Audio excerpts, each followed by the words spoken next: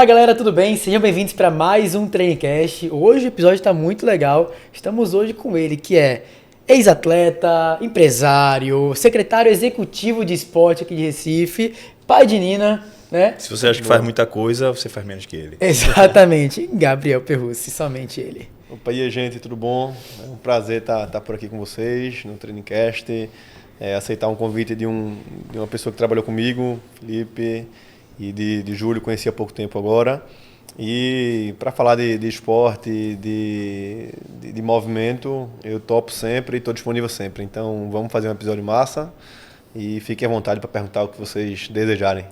Mas show de bola. Eu Já acho vi que o episódio vai fluir, né? O cara, nessa apresentação aí, já... já soltou tudo já. Exato. Ô Gabriel, a gente tá muito honrado de ter você aqui, tá? Tem um cara com o tamanho e conhecimento que você tem e tá uma função muito importante, que é a que você faz como secretário de esporte. Mas a gente queria, antes de conhecer o empresário, antes de conhecer o secretário, eu queria saber quem é Gabriel na essência. Quem é Gabriel Perrussi? Boa pergunta. Eu sou um cara que, assim como eu vivo aquilo que eu faço, eu vivo o movimento, não só físico, mas intelectual, emocional, e eu estou em constante transformação. E a minha história conta muito disso. Desde o momento que eu me tornei atleta profissional, passando pelo momento que eu me machuquei, deixei de ser atleta profissional e que transformei o meu sonho de ser jogador de futebol, que eu realizei, toquei, senti o gostinho, num sonho de impactar as pessoas pelo movimento, através do movimento. Então, essa transformação de sonho, de propósito, de estilo de vida e enfim, de cabeça mesmo, ela acontece em mim sempre e eu espero que continue acontecendo, porque assim, a vida sem movimento, seja qual for, ela não faz tanto sentido, né? Assim, mais vale o movimento, mesmo que em direção ao fracasso, a um precipício, do que o sucesso inerte, né? Parado assim. É na hora que a gente sai debaixo do pé de maçã, da sombra, e vai em direção ao precipício, que a gente conhece alguém que nos diz, aqui tem um precipício, não vai por aí não, e a gente descobre caminhos interessantes, a gente descobre uma cachoeira maravilhosa. Então, o movimento, mesmo que seja em direção a um lugar que teoricamente não nos leva muita coisa, ele faz mais sentido do que a gente estar parado. Então, se perguntar quem sou eu, sou apaixonado pelo movimento e eu vivo isso de dentro para fora. Massa. E assim, é legal porque, como a gente falou, né? Você foi atleta, você é empresário, você também é secretário executivo de esporte. Então, eu acho que a gente pode começar falando do empresário, Gabriel, né? Falando um pouquinho dele, porque eu acho que desde o primeiro Trainingcast, ou talvez o segundo, eu sempre cito, inclusive com muito orgulho, e sempre recomendo, quando alguém assim fala, pô, Felipe, eu tô começando na área de educação física, eu quero estagiar em algum lugar. Pior que é verdade. Eu sempre indico Ele foi o meu Nick. estagiário. Obrigado, Eu sempre falava isso. sempre indico o Nick, desde o Trainingcast, até pessoalmente falando, porque foi um espaço para mim que foi muito marcante, né? Ele me ensinou muita coisa além do treinamento. E aí, quando a gente fala do Nick, naturalmente a gente tá falando para você, como é que surgiu o Nick na sua vida, o que é o Nick, né? Para você explicar melhor. Fala um pouquinho mais sobre esse teu trabalho. Vou falar.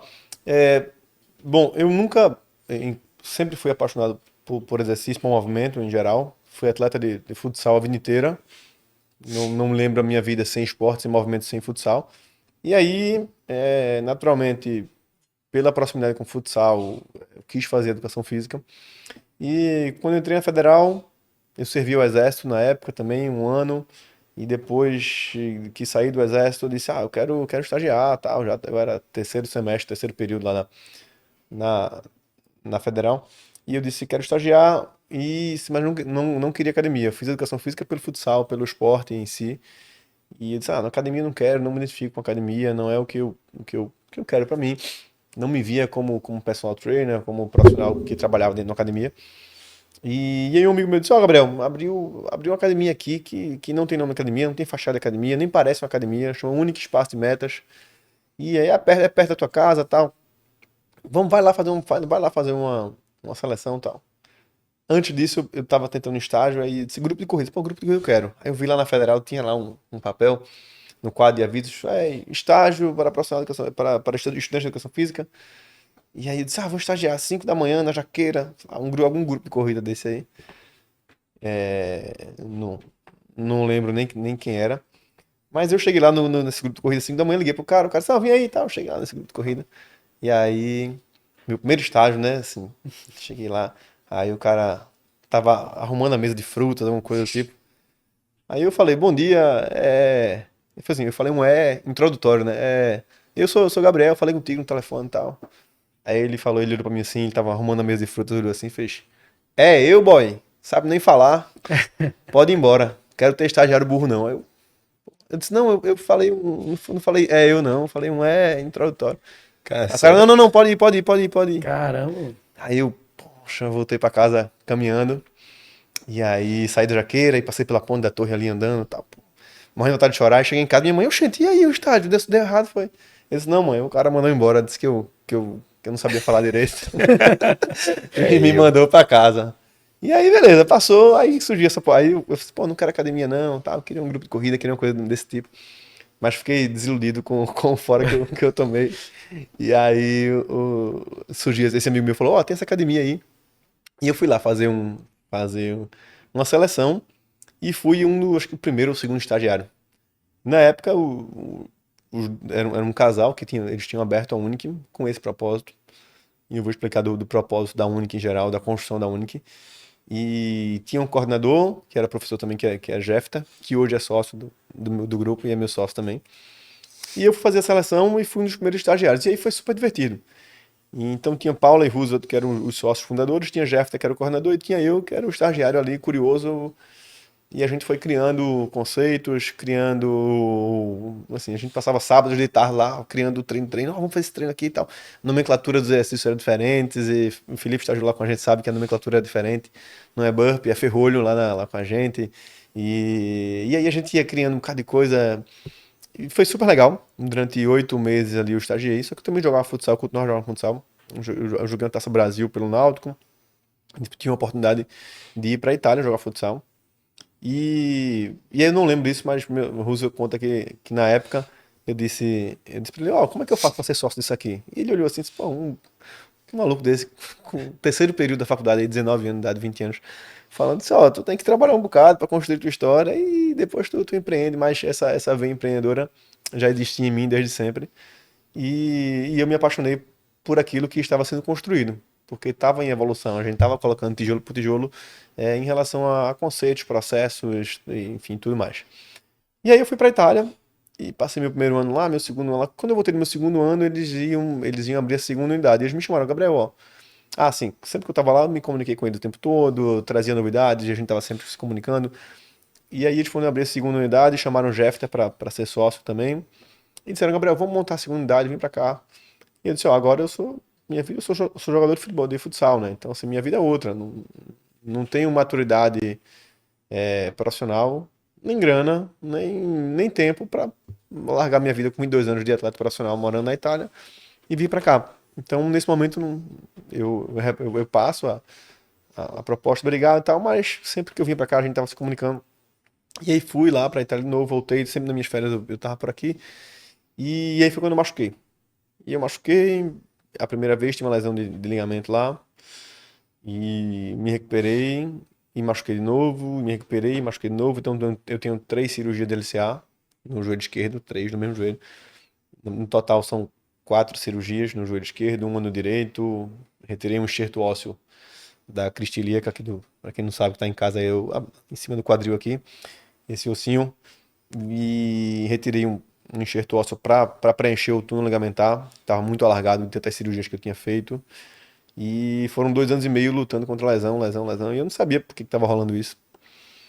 E assim, chorava todo dia. E eu tinha passado 3 anos fora, tinha perdido o vínculo com a Federal. E faltavam 2 ou 3 semestres para me formar. Eu terminei numa universidade particular. E machucado, indo de muleta para a faculdade e tudo mais. E nesse período que eu estava aqui, fazendo fisioterapia para me recuperar, com um contrato assinado com os times com o time lá na Itália, eu tinha juntado uma grana lá.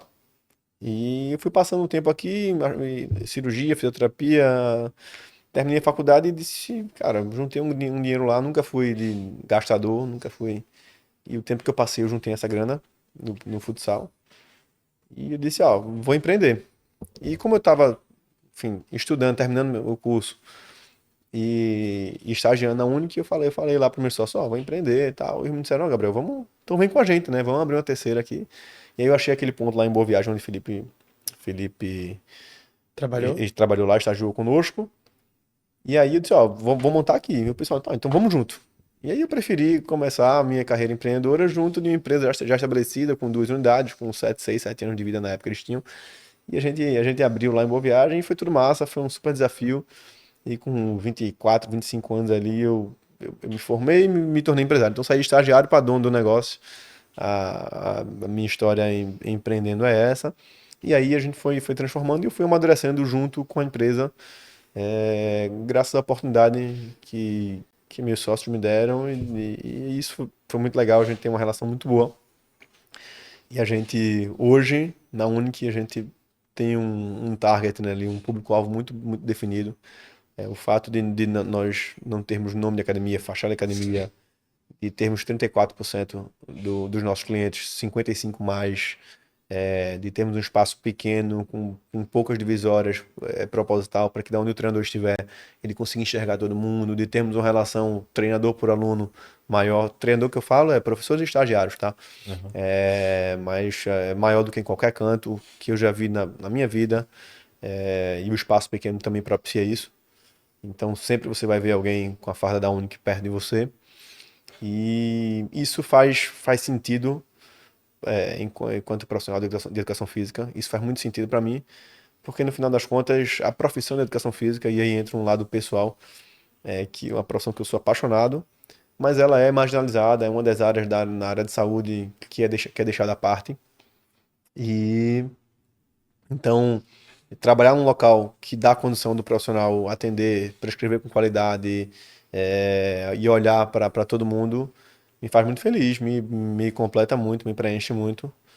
E então a Unic, para mim, é isso, é uma academia que ela vai além de ser uma academia para quem não gosta de academia, mas é uma academia para quem não se sente bem em lugar nenhum quando se fala de exercício físico. Então eu sempre dou o exemplo da minha mãe. Se eu disser para minha mãe, mãe, a senhora precisa treinar, vai treinar. Ela vai dizer, assim como muitas mães, deixa eu emagrecer um pouquinho, depois eu vou. Porque na cabeça da minha mãe, a academia é um espaço que exclui mais do que inclui. Então imagine, espaços cheios de espelhos, com músicas altas, com um monte de gente, dentro dos padrões de beleza impostos para a gente. O que minha mãe vai fazer ali? Uma senhora acima do peso vai dizer, poxa, isso aqui não se conecta comigo. Então, a Unic, você vai chegar lá, vai estar tocando um Chico Buarque mais baixo, a gente vai perder um espacinho de treino para ter uma cadeirinha ali no meio da musculação, um banquinho para você sentar e conversar. A mesa do café ela é essencial para que as pessoas sentem e conversem. E um cara jovem ali, um adulto jovem, vai ter a oportunidade de revezar com um senhor de 90 anos, revezar equipamento com um senhor de 90 anos, e vai descobrir que ele faz no tempo dele, o senhor faz no tempo dele, e todo mundo pode conviver em harmonia. Então, incluir pessoas que não se sentem bem em espaços de exercício físico, porque a educação física ainda se comunica muito mal, e a gente pode até falar isso daqui a pouco, com um contexto histórico, com a sociedade, isso também faz parte de uma construção importante como empresário, gestor e profissional da educação física, principalmente. Se minha mãe eu chegar lá na Unic e treinar lá, Unic, muita gente tanto faz, não tem problema. Chegar lá para treinar e se sentir bem, meu objetivo tá cumprido ali, tá tranquilo.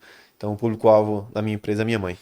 No caso, Gabriel, a minha dúvida Ixi. é, tu saiu de estagiário a dono do negócio, né? E aí nessa trajetória, na tua visão, como tu conseguiu, o que tu fez, o que tu conseguiu agregar à Unic, que já tinha uma visão, já tinha uma linha de pensamento, o que é que tu trouxe de novo, o que é que Massa. tu aprendeu, né? Eu acho que eu fiquei viajando quando tu tava falando Boa aí. pergunta. Esse bicho é bom, viu, esse Felipe? Meus É, sócios, pô. boa. Então, Júlio, é o seguinte, eu sempre segui por um viés comercial. É, eu sempre tive uma veia empreendedora, vendedora, comunicadora muito forte. E sempre senti que isso faltava nos meus sócios. Só para vocês entenderem a divisão ali da gente, a gente somos quatro, nós somos 4 sócios. Jefter cuida mais da parte técnica, eu cuido mais da parte comercial. A gente tem Paula, que é administrativo financeiro, que é quem manda em tudo, e a gente tem Russell, que é responsável pela parte de marketing e comunicação. Então, cada sócio tem a sua divisão. E eu fiquei com a parte comercial, vendas e etc. Apesar de fazer questão de estar envolvido com a parte técnica, tá? Mas eu agreguei nesse sentido. A primeira coisa que eu fiz foi, antes de me formar, ainda na graduação, eu me matriculei no MBA em gestão empresarial. E meu MBA em gestão empresarial ele foi muito focado em vendas, em gestão de pessoas. E eu consegui trazer uma veia mais empreendedora, mais inovadora pro negócio. E mais jovem, eu sou o mais jovem de todos eles. Virei sócio do negócio com 24 para 25 anos. E, e acredito que essa parte comercial eu trouxe mais forte, sabe? Organizar setor comercial, vender melhor o produto que a gente tem, valorizar mais aquilo que a gente tem. E tem uma palavra que eu gosto muito de dizer e que meus sócios se identificam muito quando eu falo essa palavra, que é capitalizar. No final das contas, a gente faz coisa, o profissional de educação física, em geral, ele faz coisas maravilhosas. As pessoas muitas vezes nem relacionam. O cara tem uma dor ali há muito tempo, ficou bom nessa dor só treinando e esquece que tinha dor e quando volta a dor ele não relaciona isso ao treino do dia a dia que ele vai para academia, para o CrossFit, para a corrida. E a gente precisa capitalizar isso. A gente precisa tornar capital. O CrossFit da área de vocês é um grande case disso, né? Era um esporte, é um esporte ainda, mas alguém disse, ó, bora emblocar isso aqui, capitalizar, tornar capital isso, bora emblocar isso aqui para comercializar, tornar isso aqui comercializável, e fizeram emblocaram bonitinho, embalaram e venderam. Então, no final das contas, capitalizaram o CrossFit, que era um esporte que excluía muito mais do que incluía, e depois que foi embalado direitinho e comunicado da maneira que é comunicado até hoje, virou uma modalidade que inclui e atrai um monte de gente, é muito sedutor. Então, o que eu agreguei, o que eu trouxe de novo, passa muito por isso, por essa inovação, por esse setor comercial, pela capitalização daquilo que a gente já faz todo dia e que a gente não dá o valor necessário, não dá o valor que merece e que as pessoas deveriam dar e passaram a dar depois que eu entrei ali. Então acho que essa minha maior contribuição foi nesse sentido. Massa. Ô Gabriel, uma dúvida mais antes disso, uma história engraçada. Ele falou um pouco sobre a estrutura da empresa, né? E é engraçado porque eu trabalhava às 5h30 da manhã, né? Trabalhei 5h30 da manhã e trabalhei 6, pegando lá. E aí era engraçado porque eu chegava. Porque você olha o Nick de frente, realmente não parece uma academia. E aí era muitas vezes assim, era de praxe. Pegava um Uber pra ir pra academia, o cara chegava e falava assim: meu irmão, tu tá querendo mesmo, viu? Estudando inglês 5h30 da manhã. Meu irmão, era de praxe. Todo Uber que eu pegava falava isso. Eu já ia com a resposta pronta, ponta da língua. Porque de fato, você olha assim, não parece. Sim. Era engraçado isso. Mas a pergunta eu não sei hoje em dia, né? Porque de fato faz tempo que eu saí da época de estagiário, mas quando eu era estagiário, quando eu tava me preparando para ser estagiário, era muito comum a fala de estagiário é mão de obra barata. Né? Então você paga barato para ter um cara em sala que é tratado como professor, é cobrado como professor e ele segue baile. E na Unic, quando eu entrei, eu me deparei muito com treinamento, né? E aí você falou agora que você fez questão de ter um pé nessa parte técnica, e eu queria entender como é que vocês pensaram, e vocês aplicam, e aplicam até hoje, imagino eu, essa proposta de você ter um estagiário e você não, a gente vai treinar essa pessoa. Porque eu imagino que às vezes muitas academias querem fazer isso e às vezes só não sabem como. Então como é que você aplica isso? Boa. A gente tem um PDE, Plano de Desenvolvimento do Estagiário. Primeiro, acho que a gente só contrata profissional que foi estagiário nosso. E a gente só contrata estagiários com pouca ou nenhuma experiência. Porque a gente acredita que o meio ele é muito algemado, muito, muito atrelado ao fisiculturismo. Então, se a gente pensar que a pessoa chega na academia, tem um exercício chamado Desenvolvimento Arnold. Se eu passar Desenvolvimento Arnold para minha mãe, imagine minha mãe fazendo um exercício com o nome de um dos maiores fisiculturistas da história, que é Arnold Schwarzenegger. Esse tipo de comunicação se conecta com a maioria das pessoas que estão caminhando por aqui por fora? Não se conecta. Então, para que a gente comunique isso para um profissional que vai trabalhar conosco, a gente precisa pegar essa pessoa muito, muito jovem. Então, se me perguntarem qual o principal processo lá da Unic para vocês estarem tanto tempo aí e tal, recrutamento, seleção e treinamento. Então, a gente precisa recrutar muito bem, selecionar melhor ainda e treinar.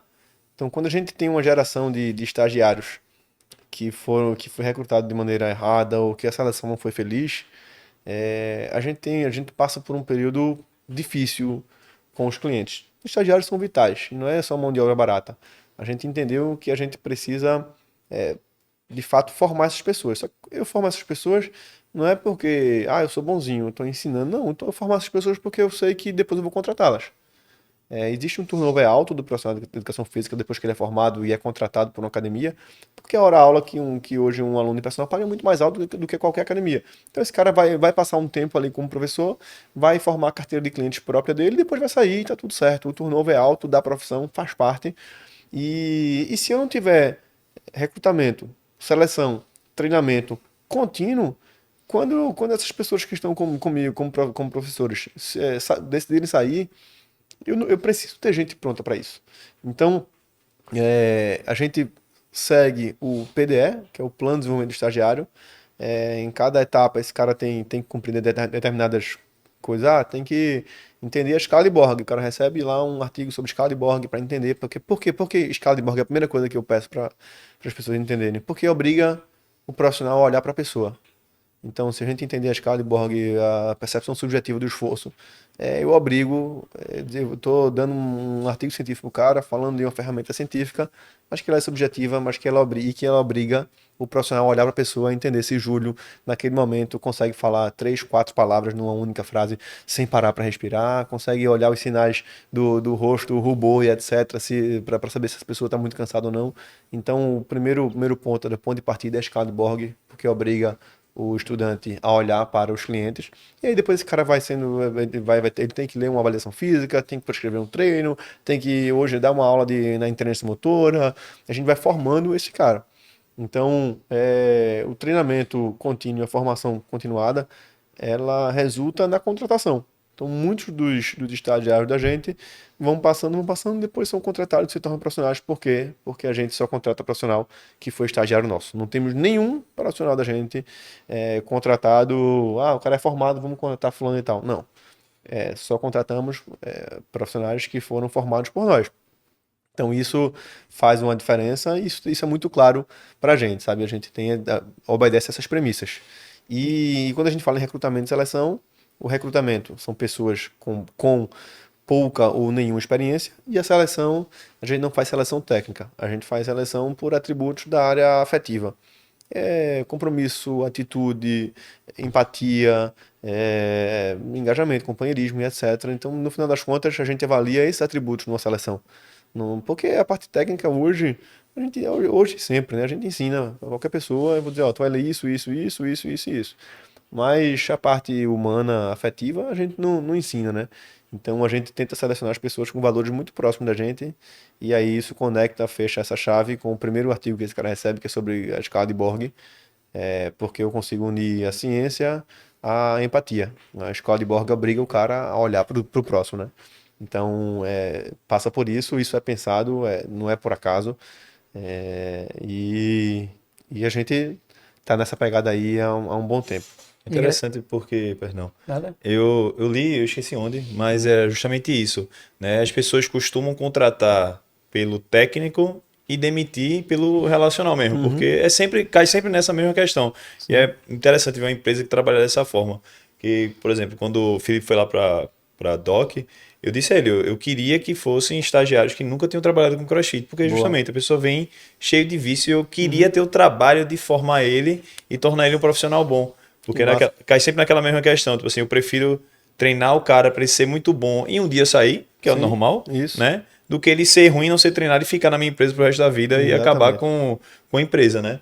Pode falar. Não, aproveitar só que tu falou agora, é até um elogio que eu faço a Júlio, que eu fiz a Júlio e continuo fazendo, porque eu acho que a Unic e a Doc, né, no caso, pela responsabilidade de Júlio, foram as únicas empresas que fez uma seleção tão grande. No caso da Unic, não sei se mudou agora para ser seletivo, mas era uma seleção um recrutamento em 2 etapas, então era uma com muita gente, depois uma mais fechadinha, e depois passava 2 semanas com uma camisa branca em sala.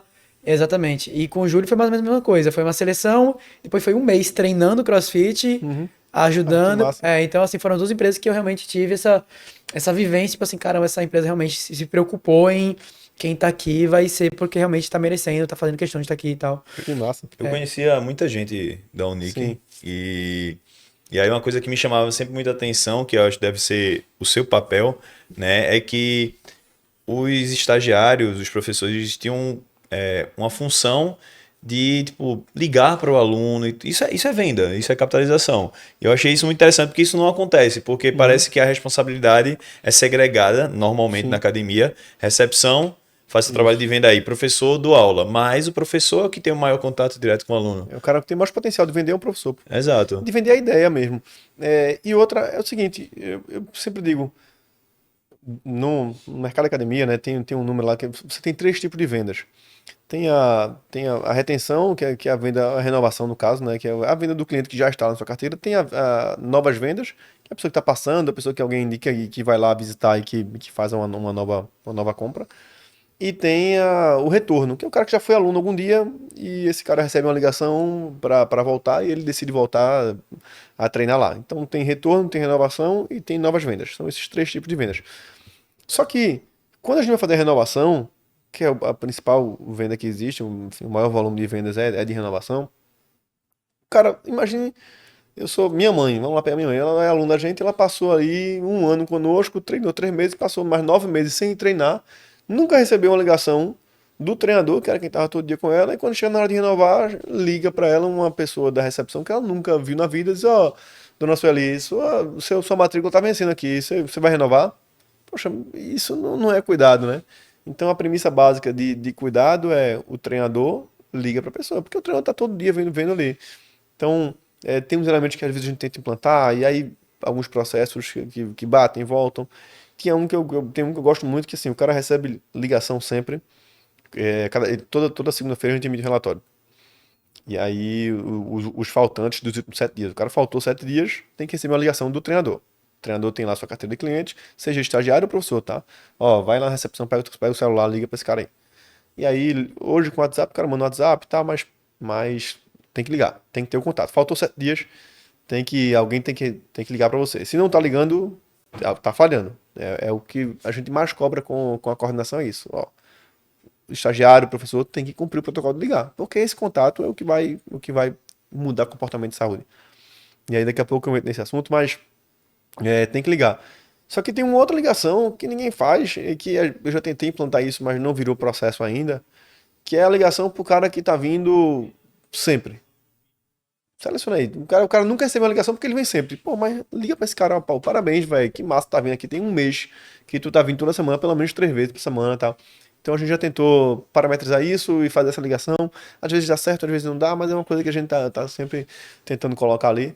Mas é a ligação no positivo, né? A gente é treinado a vida toda para receber informação, feedback daquilo de ruim que a gente faz. Na escola, Isso. acaba tira 10 nota 10 e uma nota 5 e a mãe A só fala 5 é nota bronca. 5, né? É bronca. Exato. O cara se comporta bem, aí faz uma besteira, a coordenadora só chama a mãe da pessoa, o pai, quando esse cara sai de sala ou faz alguma besteira. E aí eu lembro que eu dava muito trabalho na escola. Dava trabalho não de nota era bom, mas eu dava trabalho de comportamento, mesmo conversar pra caramba, enfim. Era bem, bem difícil, assim. E tinha uma coordenadora via chamando minha mãe e tal. Graça ao nome dessa coordenadora, eu devia ter uns 11, 12 anos. E Lembra aí, até hoje, né? um belo dia eu vejo minha mãe lá. Eu digo, gente, eu tava. E essa coordenadora me chamava assim e, e dizia, ó, você tem que melhorar, tal, conversava comigo bastante, me ajudava, assim, eu tentava me ajudar. E aí eu passei um tempo certinho, sem sair de sala, sem fazer besteira, sem chegar atrás, sem nada. Aí quando eu vejo minha mãe lá no corredor, eu digo, pô, lascou, minha mãe tá aí, o que que eu fiz? Eu já fiquei pensando, fiz alguma coisa, fiz alguma coisa. E aí a coordenadora me chamou, eu já fui lá, morrendo de medo, né? Se lascou. E aí ela disse, não, eu chamei sua mãe aqui só pra parabenizar, porque de fato você tá respondendo, você tá indo muito bem, não tá dando trabalho, não tá... Isso, pô, que massa. A única coordenadora que chamou minha mãe pra elogiar foi essa, e todos os outros na vida só chamavam minha mãe e meu Pra pai reclamar. pra descer a lenha. E essa lição que eu tive aí com os 12 anos ficou na minha cabeça, até que eu lembro o nome dela, não lembro o nome das outras coordenadoras, é, porque foi a única que assim, reforçou aquilo de bom que eu fiz.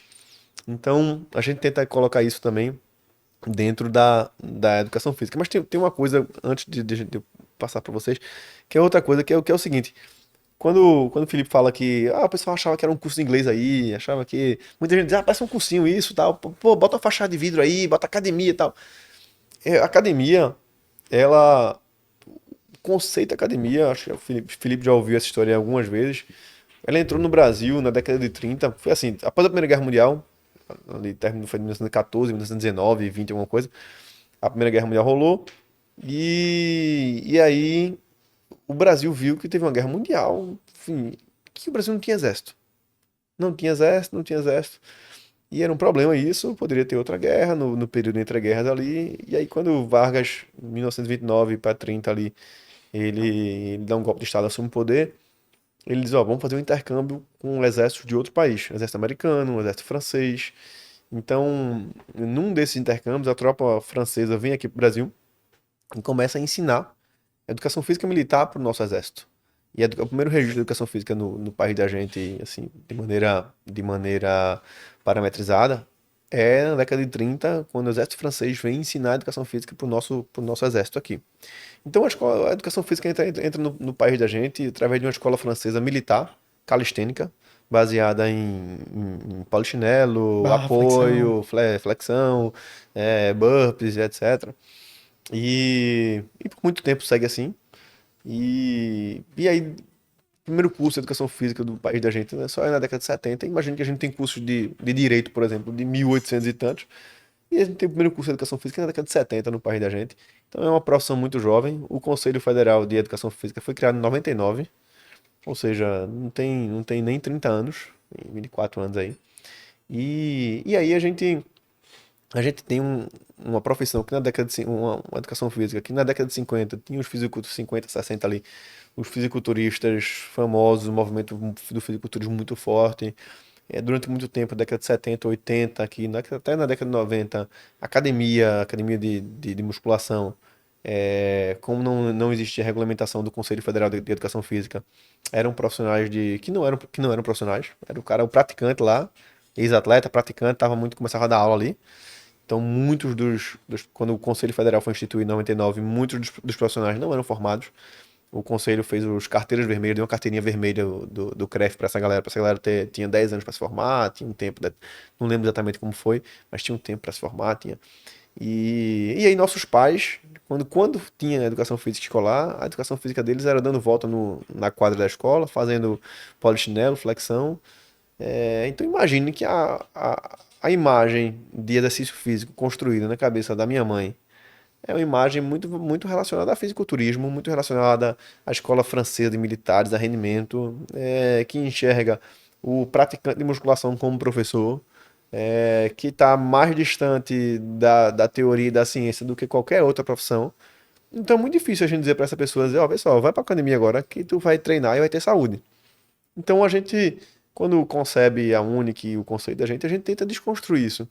E desconstruir uma fachada, desconstruir a música, desconstruir o profissional, desconstruir o nome, um único espaço de metas, faz parte da metodologia de comunicação para que as pessoas entendam que de fato aquele espaço é para elas. Então, se você vê uma comunicação aí, uma propaganda de uma academia, é um cara sem camisa, fortão, ou uma mulher que jamais vai se conectar com a maioria das pessoas que estão caminhando por aqui por fora, né? Então, assim, o que a gente tenta fazer é aproximar o espaço que a gente trabalha, constrói e vive das pessoas comuns. Porque senão a gente vai atingir sempre uma parcela de pessoas, né? Nosso principal concorrente é sofá e televisão. Não é uma academia que porventura vem abrir na frente do meu negócio, não. É sofá e televisão. A gente tem muito mais gente sentadinho no sofá e vendo TV do que num concorrente. Quando a gente se comunica de maneira diferente, a gente termina tirando esse pessoal daqui do sofá. E esse é o meu objetivo, pessoal, inclusive. Ô, Gabriel, e eu até vou perguntar outra coisa, mas uma pergunta antes disso, baseado no que você disse até agora. Quando eu estava na faculdade, antes de estagiar na Unic ainda, eu lembro de um professor falar para mim um dado que era: se 10 pessoas aqui entrarmos na academia agora, depois de 3 meses, 3 ficam e 7 vão embora. E aí eu guardei essa informação, né? E aí eu lembro que quando eu fui para a Unic, por experiência prática mesmo do dia a dia, eu vi que esse número na Unic ele é bem diferente, né? Bem diferente mesmo. E aí eu queria saber, ao que você dá essa diferenciação na retenção do aluno? É a ligação, que a gente já comentou? É esse papel comunicativo que é bem forte na marca? O que que você dá essa solução? É um conjunto de fatores, a começar pela escolha do público-alvo. Quando eu escolho, se eu pegar ali as faixas etárias, 35 mais, 35 para cima, eu tenho 67% do meu público, 67. Se eu pegar de 35 a 55, eu tenho 33% do meu público. E de 55 mais, 34. Então, a maior faixa etária, se eu pegar de 0 a 35, 35 a 55 e 55 mais, a maior faixa etária que eu tenho é de 55 mais. Então, escolher um público mais velho é escolher um público mais estável.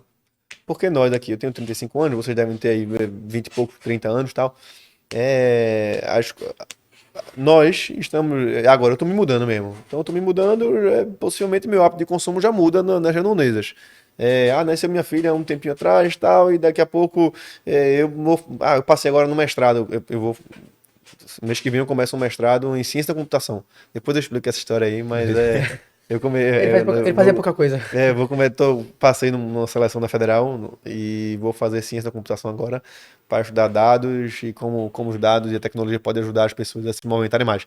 Mas isso aí daqui a pouco eu falo. Mas um cara mais jovem, um adulto jovem, é um adulto que ele tem hábitos menos consolidados, ele tem uma vida mais instável. Então, o cara tá casando, separando, tendo filho, fazendo MBA, fazendo mestrado, mudando de emprego, se mudando. Então, quando a gente escolhe um público-alvo 55 mais, provavelmente essa pessoa já está na casa que ela vai passar ali talvez o resto da vida ou muito tempo, já tem uma vida financeira de alguma maneira mais equilibrada, já tem filhos maiores que não demandam ali um custo extra que ela não espera. Então, os hábitos de consumo e de vida dessas pessoas são hábitos mais estáveis. Então, o primeiro ponto da tua pergunta é a escolha do público-alvo. Escolher trabalhar com idosos, escolher trabalhar com um público mais estável, e isso aumenta a retenção, a renovação das pessoas.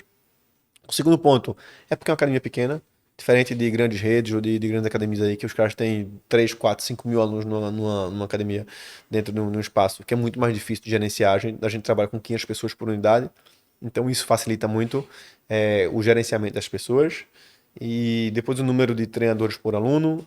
Então a gente tem os professores, tem os estagiários, então o estagiário ali vai ter, sei lá, 30 alunos para gente gerenciar. Se um estagiário hoje entra numa grande rede de academia, o cara vai gerenciar uma carteira com 200 clientes de cara. E se ele vai gerenciar uma carteira com 200 clientes, esse cara não vai, primeiro que ele não vai prescrever com qualidade. Ele vai pegar só o Ctrl-C, Ctrl-V lá dos exercícios, vai botar na ficha ali, vai mudar um ou outro e tchau.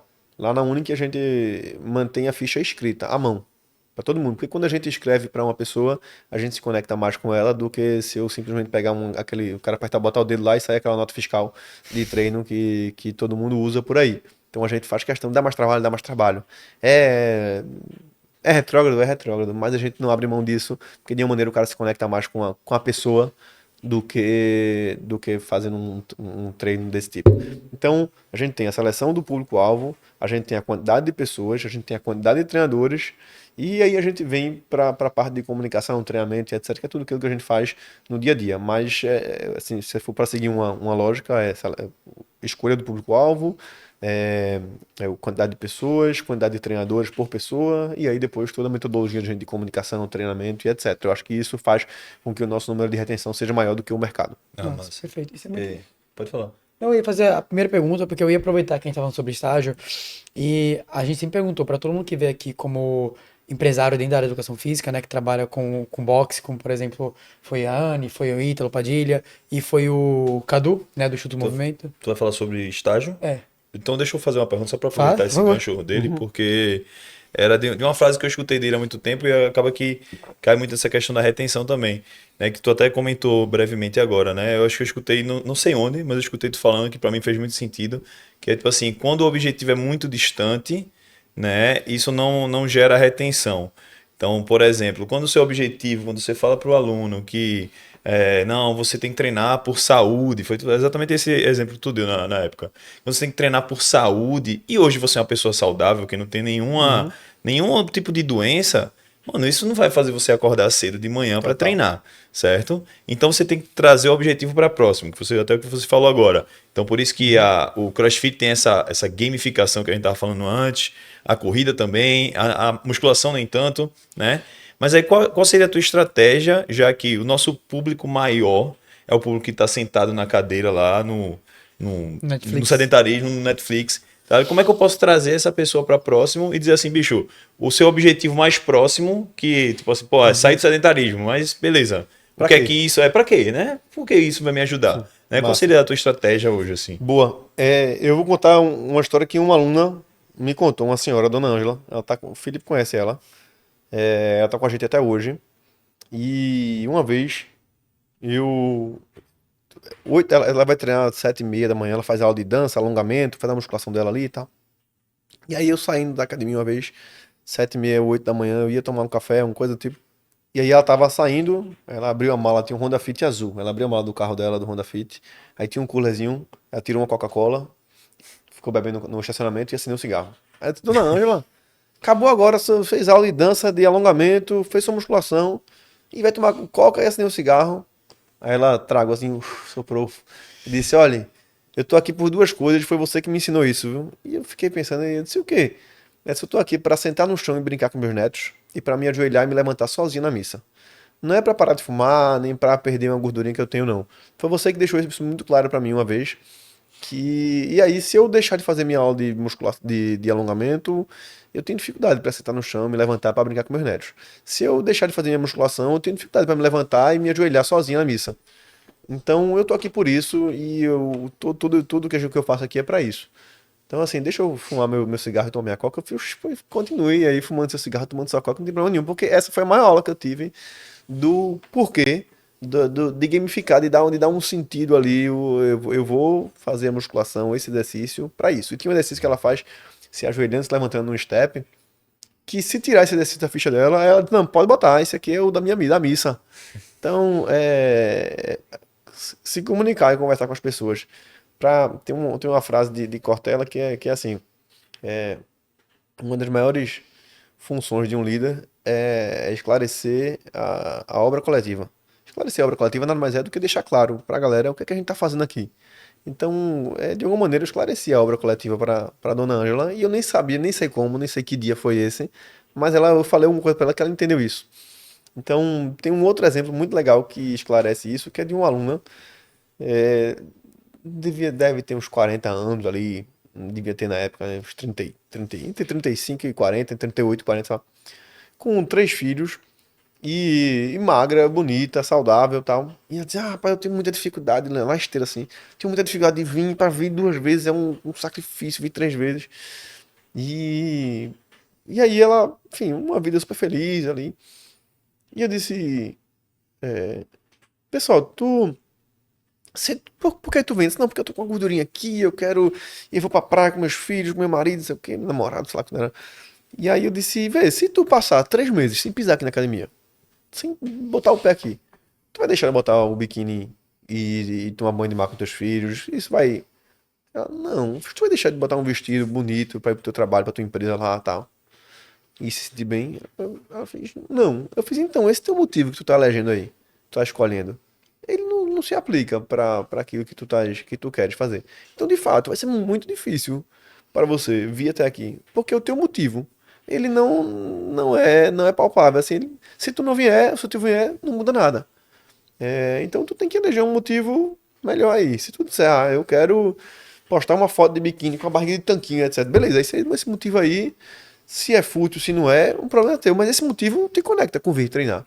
Agora, dizer que tu quer tirar uma gordurinha pra tu ir pra tomar banho de mar com teus filhos, esse motivo não te conecta.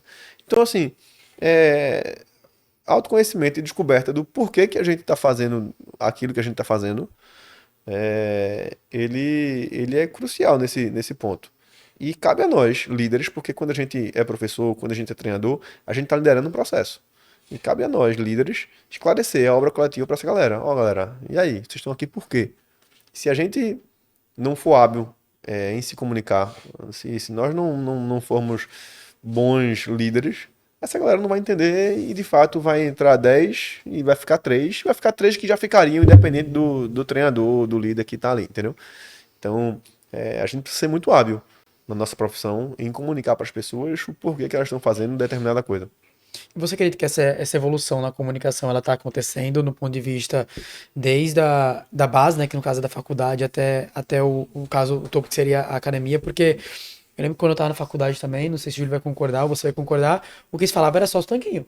Né? Como é que fazer a pessoa ter hipertrofia, como é que fazer ela emagrecer mais, como é que fazer não sei o quê. Sim. Não se tinha essa conversa De empatia, não, exato, Zero. entendeu? Não tinha isso. Isso. Então tu acha que essa comunicação ela tá melhorando da base, que é, a educação da faculdade, até o topo? Como é que tu acredita, tá vendo isso? Tá melhorando, mas eu ainda vejo, e principalmente com o advento das redes sociais, eu ainda vejo um apelo à imagem muito forte, aquilo que é instagramável muito forte.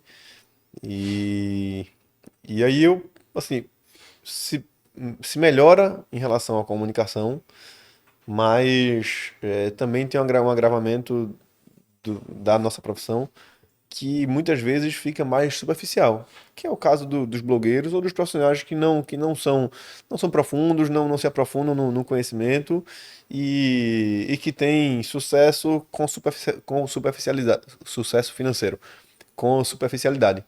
É o cara que comunica apenas com o tanquinho dele, com o poste do cara desse jeito. Então, é, a gente tá evoluindo, tá, mas tem uma coisa que é muito forte contra, que é a imagem da blogueira, do blogueiro, ou do cara até que é profissional, da mulher que é profissional e que ganha muita grana e tem muito sucesso financeiro no Instagram ou nas redes sociais aí, e que não é profundo, e que não tem uma troca feita essa que a gente tá trocando aqui, que Aham. aqui a gente tá construindo um bocado de coisa boa, discutindo um bocado de coisa importante. E é engraçado falar isso, porque tanto eu quanto o Júlio, a gente, durante um tempo maior, né? Hoje menos, mas durante um tempo maior, a gente produziu muito pra rede social, né? E a gente às vezes conversava assim entre nós, tipo assim, pô, mano, esse vídeo aqui ficou irado, muito conteúdo bacana e tal, não sei o quê. Aí, um exemplo, teve 100 visualizações. Aí você bota um vídeo com a música da moda, com 4 dicas, que você não Isso, fala mais nada, que dura 10 segundos o vídeo, tem 5.000, tem 6.000, tem sete exatamente. mil. E, mano, assim, e a gente fica assim, como profissional e como pessoa que quer ser um influenciador através de conteúdo, fica assim, mano, e aí, qual conteúdo eu faço? Uhum, Um que não atinge ninguém porque a galera não quer ver, ou eu faço um superficial porque é sim. complicado isso, cara, é muito complexo. Veja, é complexo como, assim, sobre esse assunto aí eu domino menos, por isso que tô tentando estudar mais, mas de fato é complexo, né? Assim, e eu acredito muito na segmentação do negócio. A gente precisa segmentar, pô, quem é meu público-alvo? Não é 55 mais? Eu vou me comunicar para essa galera. Quem é meu público-alvo? É essa galera aqui.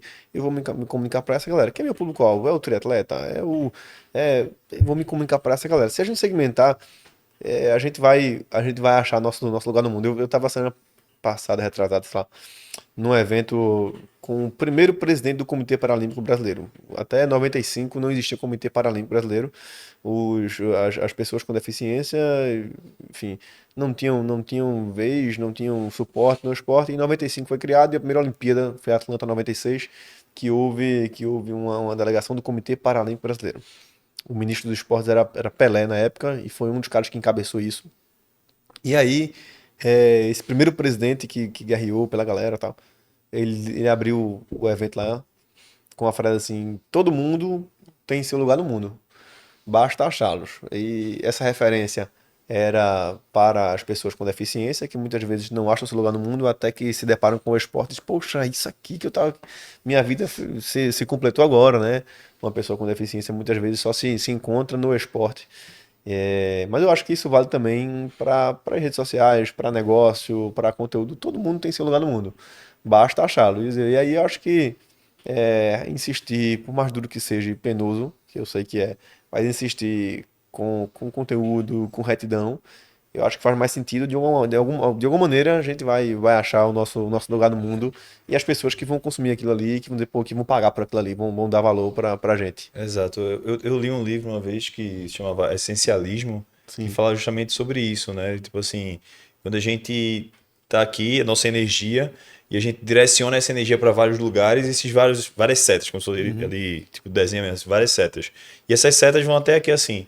Quando você direciona tudo para um lugar só, você consegue ir muito mais longe, é basicamente isso. Massa. Quando a gente vai gerar conteúdo, né, e a gente, por muito tempo, aí depois do podcast a gente realmente deu uma diminuída porque é pesado você gerenciar tudo isso, mas por muito tempo a gente gerava conteúdo denso, que todo mundo que trabalhava com marketing digital dizia assim, Júlio, tem que ser impactante nos primeiros 3 segundos. Como é que eu vou dar uma informação relevante em 3 segundos? Porra, não tem Difícil. condições nenhuma, velho. Sabe como é que eu vou falar pro cara fazer um insight bom em 3 segundos? Faça aqui, aí, porra!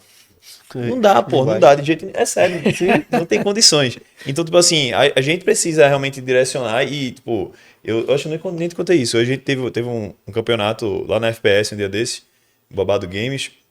Eu tava andando assim, tá ligado? Tu viu esse? Eu vi pelas redes sociais.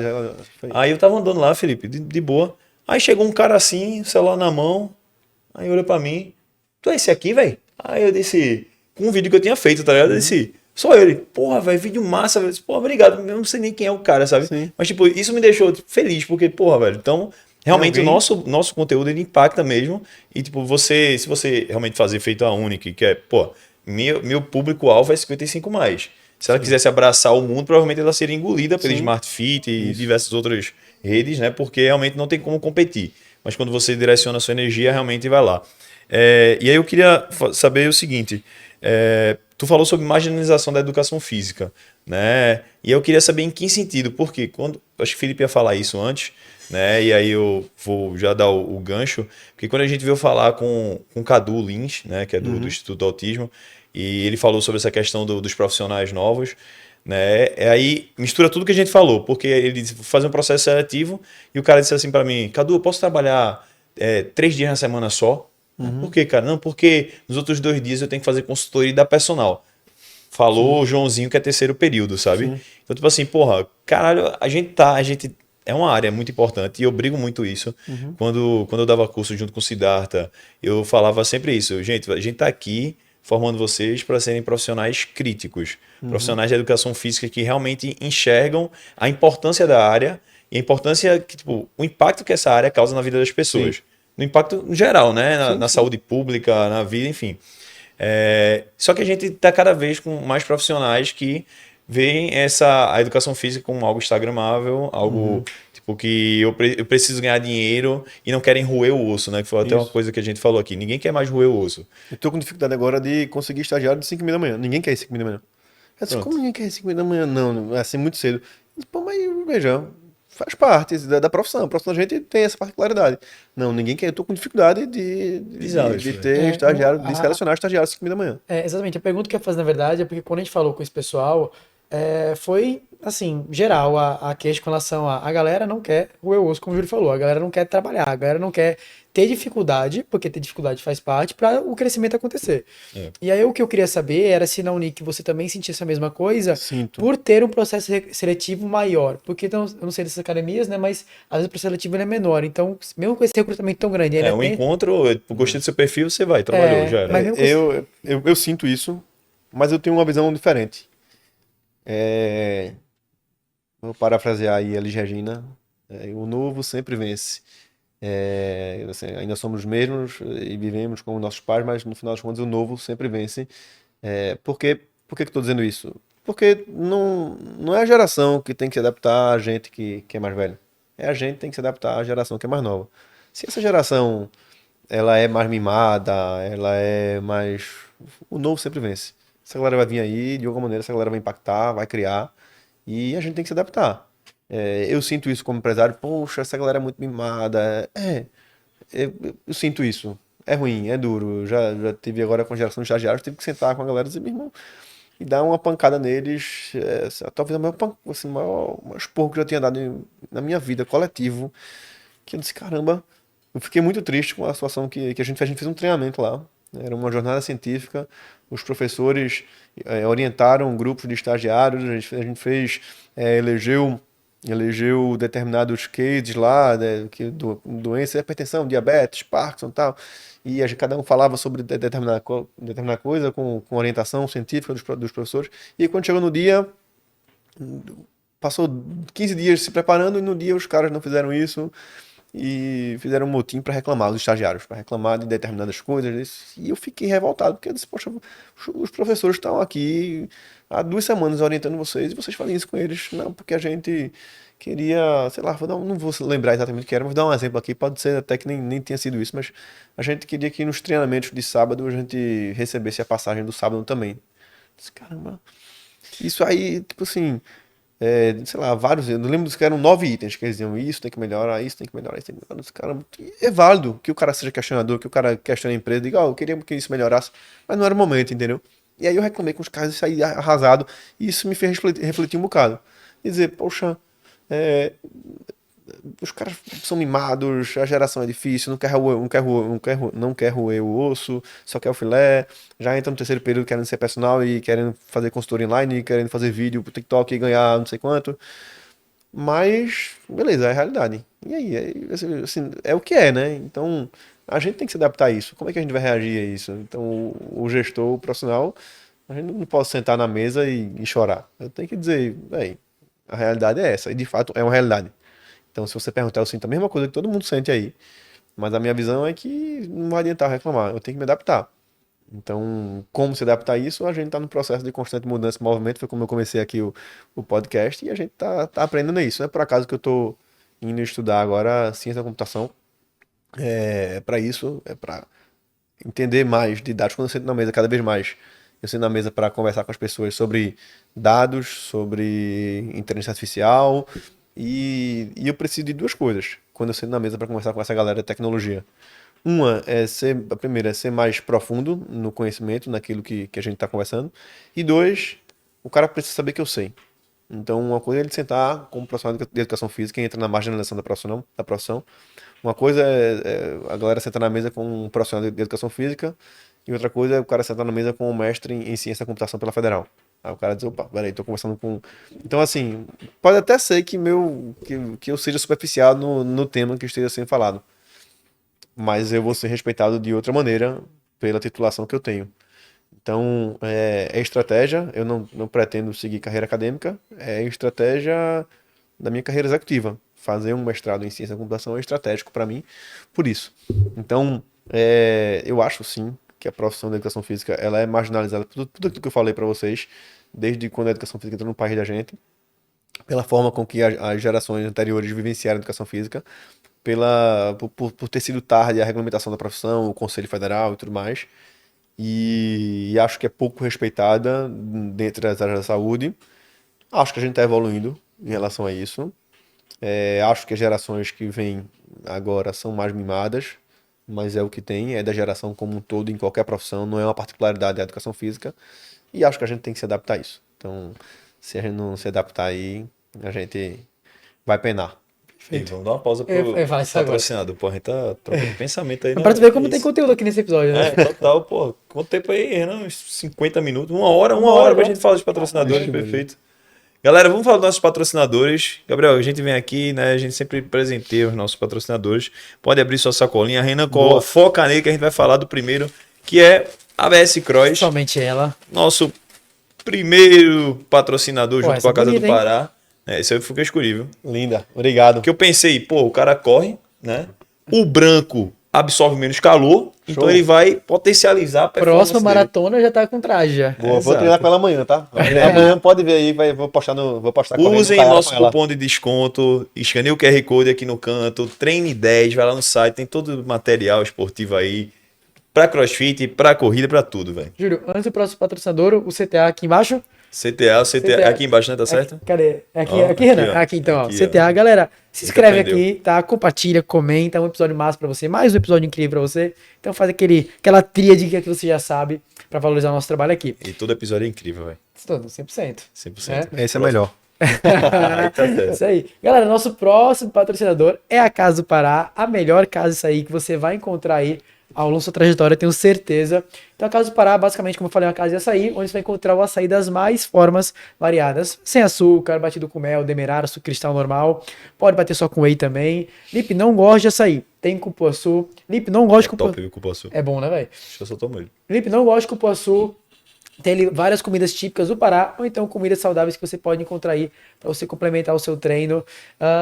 Júlio, eu moro em João Pessoa. Cara, de novo isso. É todo episódio. Cara, todo episódio fala isso, pô. Tem Casa do Pará em João Pessoa. Tem mais aonde, Júlio? Tem em São Paulo, tem na região metropolitana inteira. Com essa vontade, Barão não vai querer, mano. Não, pô. No meu aplicativo de entrega, o primeiro que tá lá é o Caso do Pará, tá? Eu Olha peço aí. sempre lá. Olha aí, tá Perfeito, vendo? tá É a bom? melhor propaganda, pô. Pois é, já é. Então, galera, Júlio, tem onde mais? Vai abrir onde, Felipe? Diz aí agora. Pegou. Ah, é, tá vendo? A gente sabe não, realmente. Pois é. Então, galera, Casa do Pará é a melhor casa sempre pra você conseguir encontrar. Nosso terceiro patrocinador é a Cave Pizza, né? A gente sempre... Maravilhosa. Ó, a Cave você vai ganhar, viu, Gabriel? Pode Boa. experimentar aí se você quiser, tá? Fechado. Já tá aqui desde o início, né? Mas tá gostosa igual. A Cave tem diversas opções, queijo, frango com bacon, tem a brasileira, já fez edições especiais, que a última que teve foi de Romeu e Julieta, que é sensacional. É de cartola, que tem sempre no cardápio, que é muito Tinha um incrível. queijo em formato de coração. É verdade. Maravilhoso. Cara romântico, né? Pois é. Tem um queijo em formato de coração.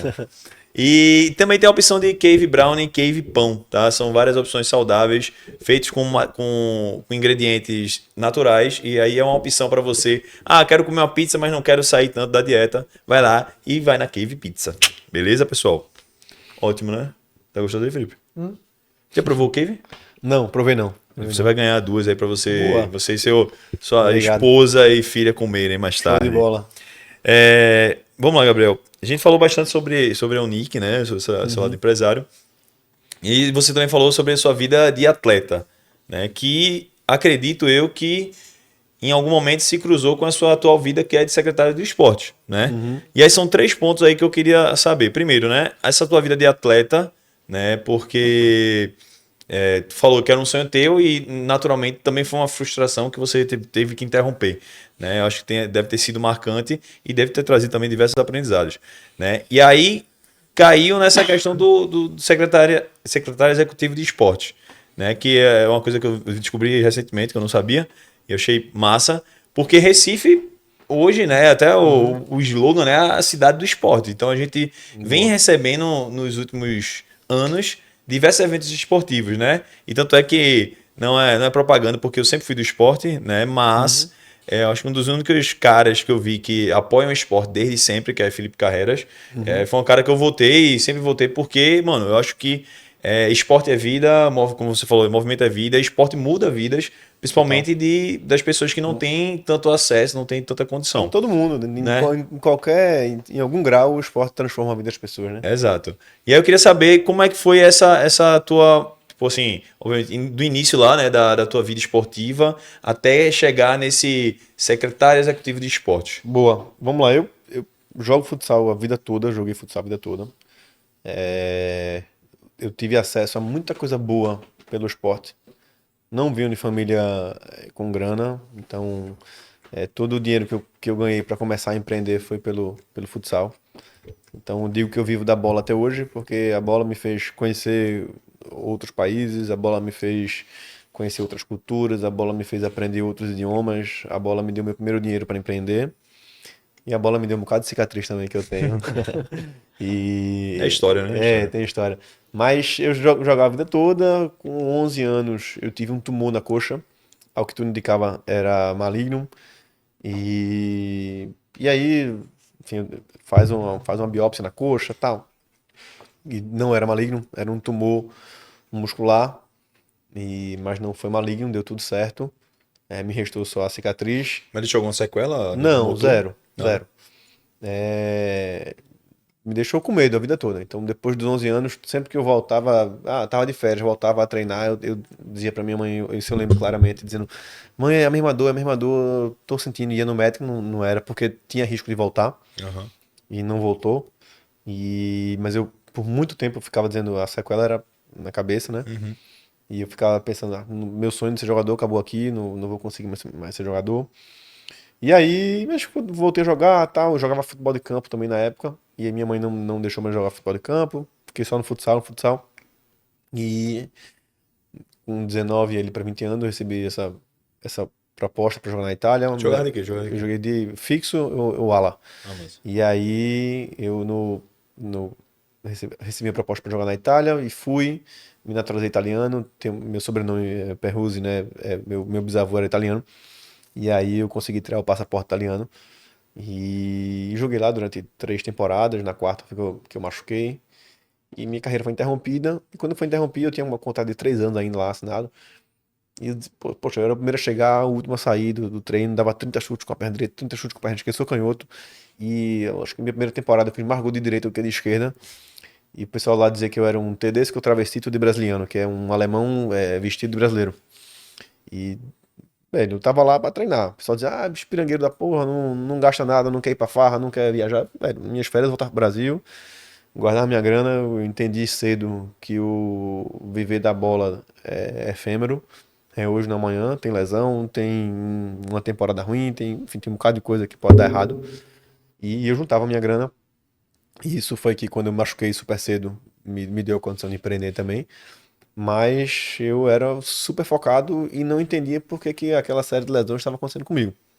De caramba, joguei com um cara de argentino, joguei com argentino que jogou Copa do Mundo e tal, os caras tudo largado, tomava cana pra caramba, ia pra Jogou Copa farra, do Mundo de futebol ou de futsal. de futsal? Esse Ah, era tá. futsal, né? Eu joguei com um argentino que jogou, o cara morava comigo, tinha jogado 2 Copas do Mundo e tal, e o cara só comia porcaria, só vivia machucado, mas nunca teve lesão séria. E eu, porra, eu treino pra caramba, foco do caramba, e não,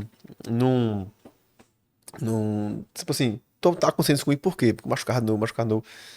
E aí, quando eu decidi, bom, não vou mais jogar, vou ficar aqui, vou terminar a faculdade e vou empreender, foi quando eu parei de me lesionar e eu jogo bola hoje, sou triatleta, corro, pedalo, nado, pego onda, assim, faço o que tem que fazer sem nada.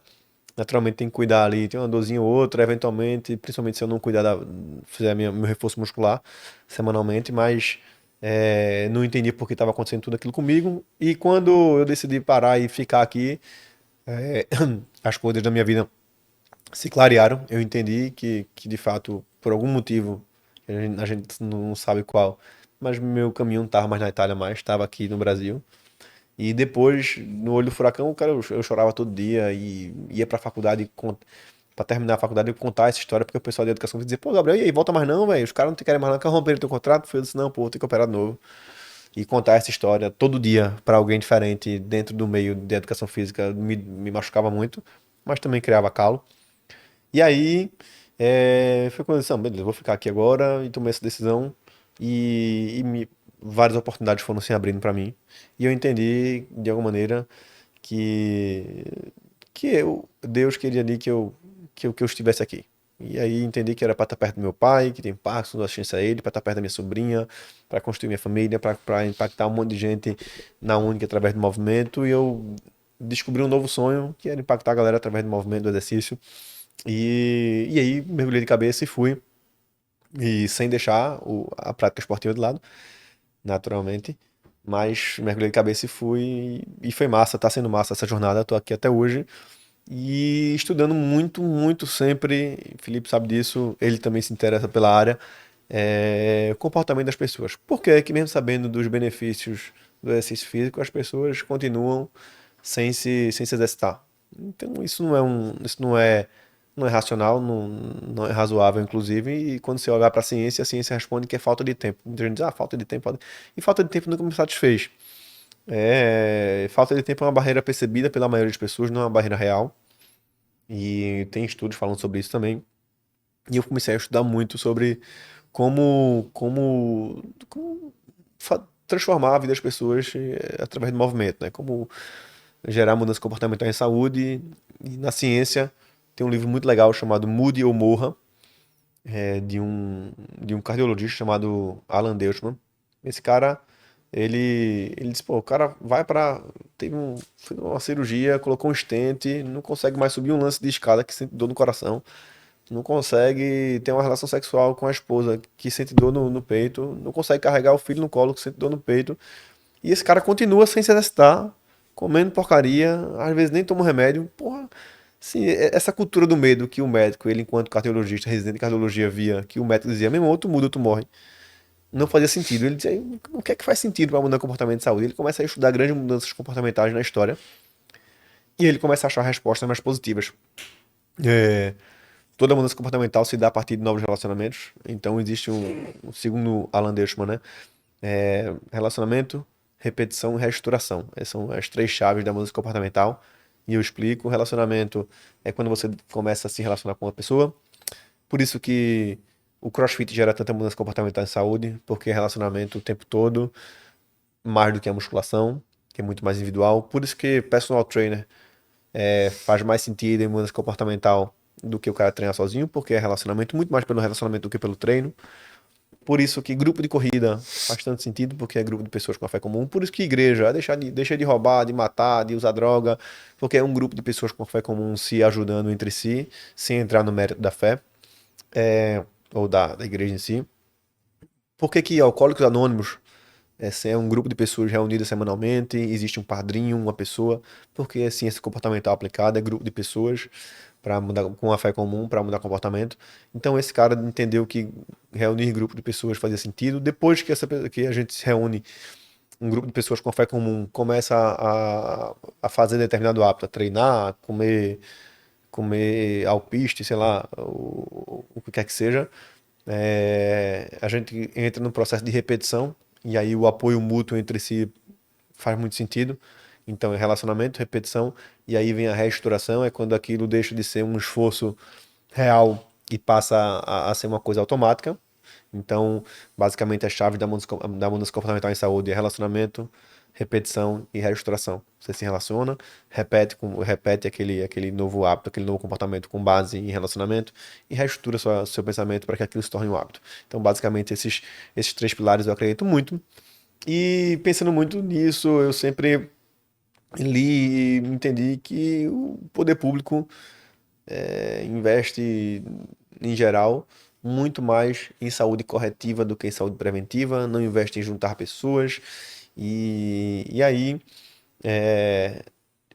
tem um conhecido que não sei, que acho que é ele que conhece João, o prefeito. E João foi aí que eu comecei nesse negócio da política. Acho que João, ele deve ter falado de mim para João durante a pandemia, tava tudo fechado ali, tava reabrindo parque e praças em 2020 e João não era nem candidato ainda. E aí João me manda uma mensagem um dia: Gabriel, tudo bom? Que tá falando João Campos, tal. Eu tô buscando pessoas mais jovens, empreendedoras, tal, de várias áreas diferentes. Uma delas é da parte de exercício físico, para impactar a classe C, D e E, para essa galera se mexer mais. E chegou no teu nome, eu fui atrás da tua história, eu gostei, eu queria bater um papo contigo. Se puder, me diz que eu te ligo e tal. Você pode me ligar. Ele me ligou, a gente conversou um tempo. Ele disse: pô, Gabriel, e ele relatou também que queria treinar, queria se exercitar, tal. Eu disse: ah, legal. Ele fez: ó, vem aqui no escritório amanhã pra gente conversar. Eu disse: Fê, tu quer correr, pedalar, tu gosta? Pô, eu queria correr. Eu disse: então, nossa reunião, ao invés de ser no escritório, pode ser na Jaqueira correndo, tá reabrindo o parque agora. Ele: pode. A minha primeira reunião com o João foi na Jaqueira, correndo. E aí eu disse: João, vê só, a cada $1 investido em saúde preventiva, a gente economiza de $4 a $6 em saúde corretiva. Só que o payback disso se dá de 6 a 8 anos. E muitos gestores públicos preferem não investir nisso, porque o voto não vai ser esse cara. Mesmo que o cara se reeleja, vai colher isso daqui a 8 anos. Então, quem vai colher os louros de investimento em saúde preventiva não é o cara que vai investir. É o Daqui a outro, né? dois, três Daqui a, anos. daqui a 8 anos alguém vai colher isso. Tu tá disposto, se tu quer se candidatar a prefeito, tu tá disposto a ouvir essa conversa mesmo? Aí ele disse: é mais fácil investir em hospital, dar mais voto. Muito político prefere construir hospital que vai dar mais voto. Ele disse: Gabriel, ou eu escuto uma galera feito tu assim, ou eu vou ser pra sempre somente o filho de Eduardo Campos, o príncipe do PSB, que a galera chama do príncipe, daquele, tá? O filho de Renata. E eu preciso escutar uma galera feito tu, pô. Então sim, eu tô disposto a ouvir, me interessa muito. E eu disse: beleza, então agora a gente pode conversar. Isso dando volta na jaqueira. E a gente começou a correr junto, a pedalar junto e tal. Durante ali, um pouco ali em junho de 2020 e tal, naquele negócio que tinha acabado de reabrir, e ficamos ali até agosto, setembro, foi quando começou a campanha. Ele disse: ó, Gabriel, agora eu não consigo mais me encontrar contigo e tal. E eu disse: beleza, joia. E passou o tempo, e na última semana do ano ele me ligou, e já tinha sido eleito e tal. Ele disse: ó, Gabriel, eu quero conversar contigo, agora tem que ser no escritório. E me convidou para fazer parte disso. Eu nunca tinha feito parte de política, de partido político, de nada, nem de ninguém. E eu caí na política dessa maneira, para impactar a classe C, D e E, para essa galera se mexer mais. Quando a gente chegou em Recife, Recife era a segunda capital mais sedentária do país, e aí entra a minha parte empresário, entrando no serviço público, porque a primeira coisa que eu disse: pô, beleza, tô aqui agora, a gente tem que olhar, entender assim, o que não é medido não é gerenciado. Tem que medir primeiro. O Recife está onde? Está em quê? E a gente quer chegar aonde? E eu fui olhar o ranking das capitais pelo Ministério da Saúde em relação à prática de exercício físico. Recife era a segunda capital mais sedentária do país. E, caramba, mesmo tendo o maior programa de academia ao ar livre do país, que são as academias de Recife. Essas academias com ácido inoxidável que a gente vê por aí, que tem professor, nutricionista, estagiário, aula coletiva, hoje atende mais de 40 mil pessoas por ano em Recife. É um sucesso. É a maior rede de academias públicas ou privadas daqui do Recife. Pega uma academia que tem 40 mil pessoas aqui em Recife, pode me dizer aí que eu tô aqui, mas a academia que tem mais gente em Recife é a Academia Recife hoje, sim, pública ou privada. É a maior rede de academias ao ar livre do país, são mais de 41 pessoas, mais uma vez. E aí, quando eu disse, ó, O programa é diferente, Academia Recife e Academia da Cidade, é, totalmente vou te diferente. explicar. Academia Cidade é uma academia, é um programa de academias ao ar livre também, não é academia, mas são aulas coletivas. Cada aula de step, da aula de. É um programa da Secretaria de Saúde, porque ele é do Ministério da Saúde. É um programa federalizado. Ah, entendi. Ele foi federalizado em 2004, 2005. Então, a verba do Ministério da Saúde para a Secretaria de Saúde dos municípios e a Secretaria de Saúde é que fazem. Então, a Academia da Cidade, que acho que virou Academia da Saúde hoje, é um professor de educação física dando aula coletiva para a população e ali aferindo RCQ, aferindo pressão, etc. Mas é dessa maneira, são aulas coletivas. O Academia Recife são essas academias de aço inoxidável Sim, sim. descentralizadas. Então a gente tem 27, é muito descentralizado de fato. E é com professor, estagiário, funciona de 5h30 da manhã às 9h30 da manhã e de 5 da tarde às 9 da noite, segunda a sexta, e nos sábados de 6 às 10 da manhã. Então, todo tipo de agendamento ele é online, pelo Conecta Recife, o cara agenda, e quando chega lá tem o professor faz o check-in.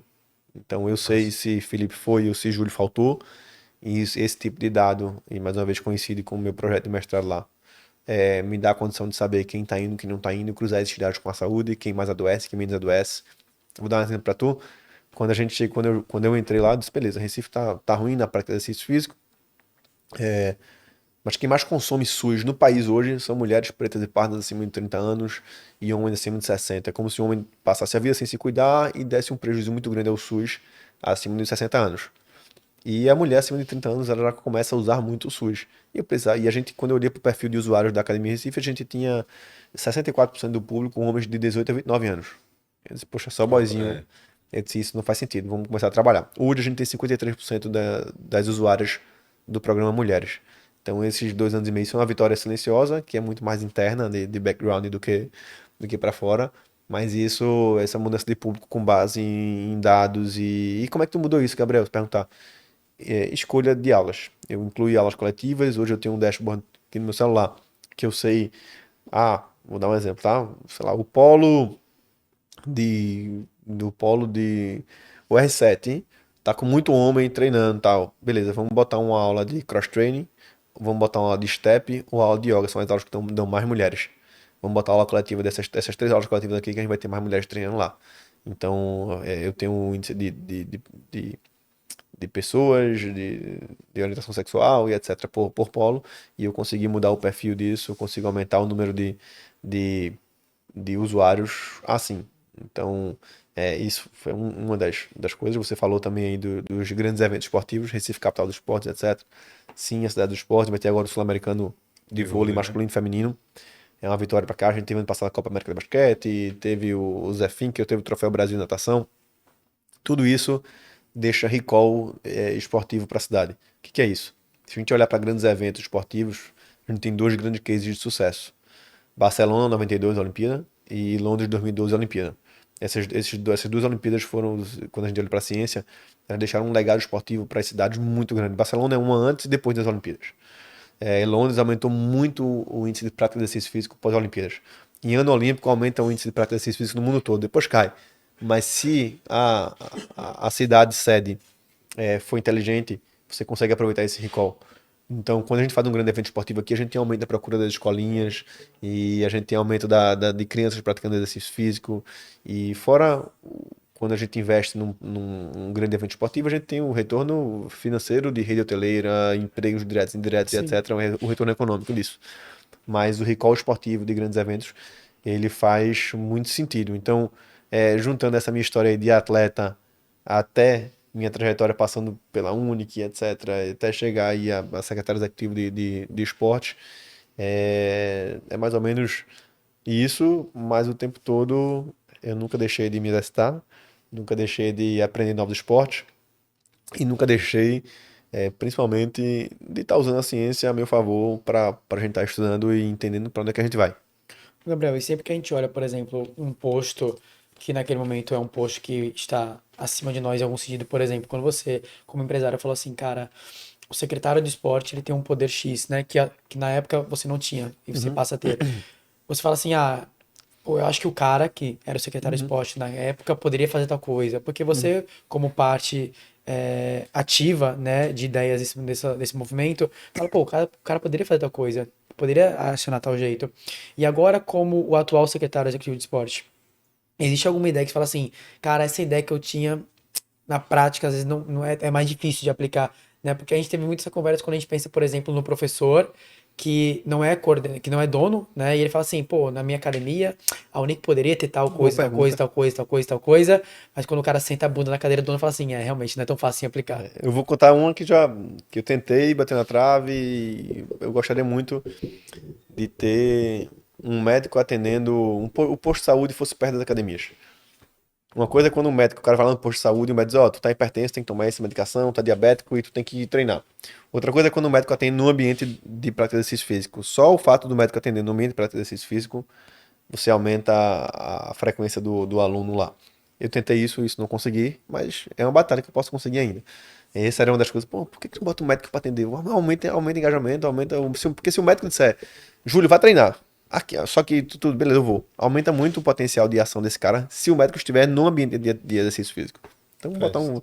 juntar a academia com o posto de saúde, isso faria sentido. Foi uma das coisas que eu não consegui, que eu tento. E outra coisa que eu vou dar spoiler porque tá muito em cima já, a gente tá quase para lançar isso.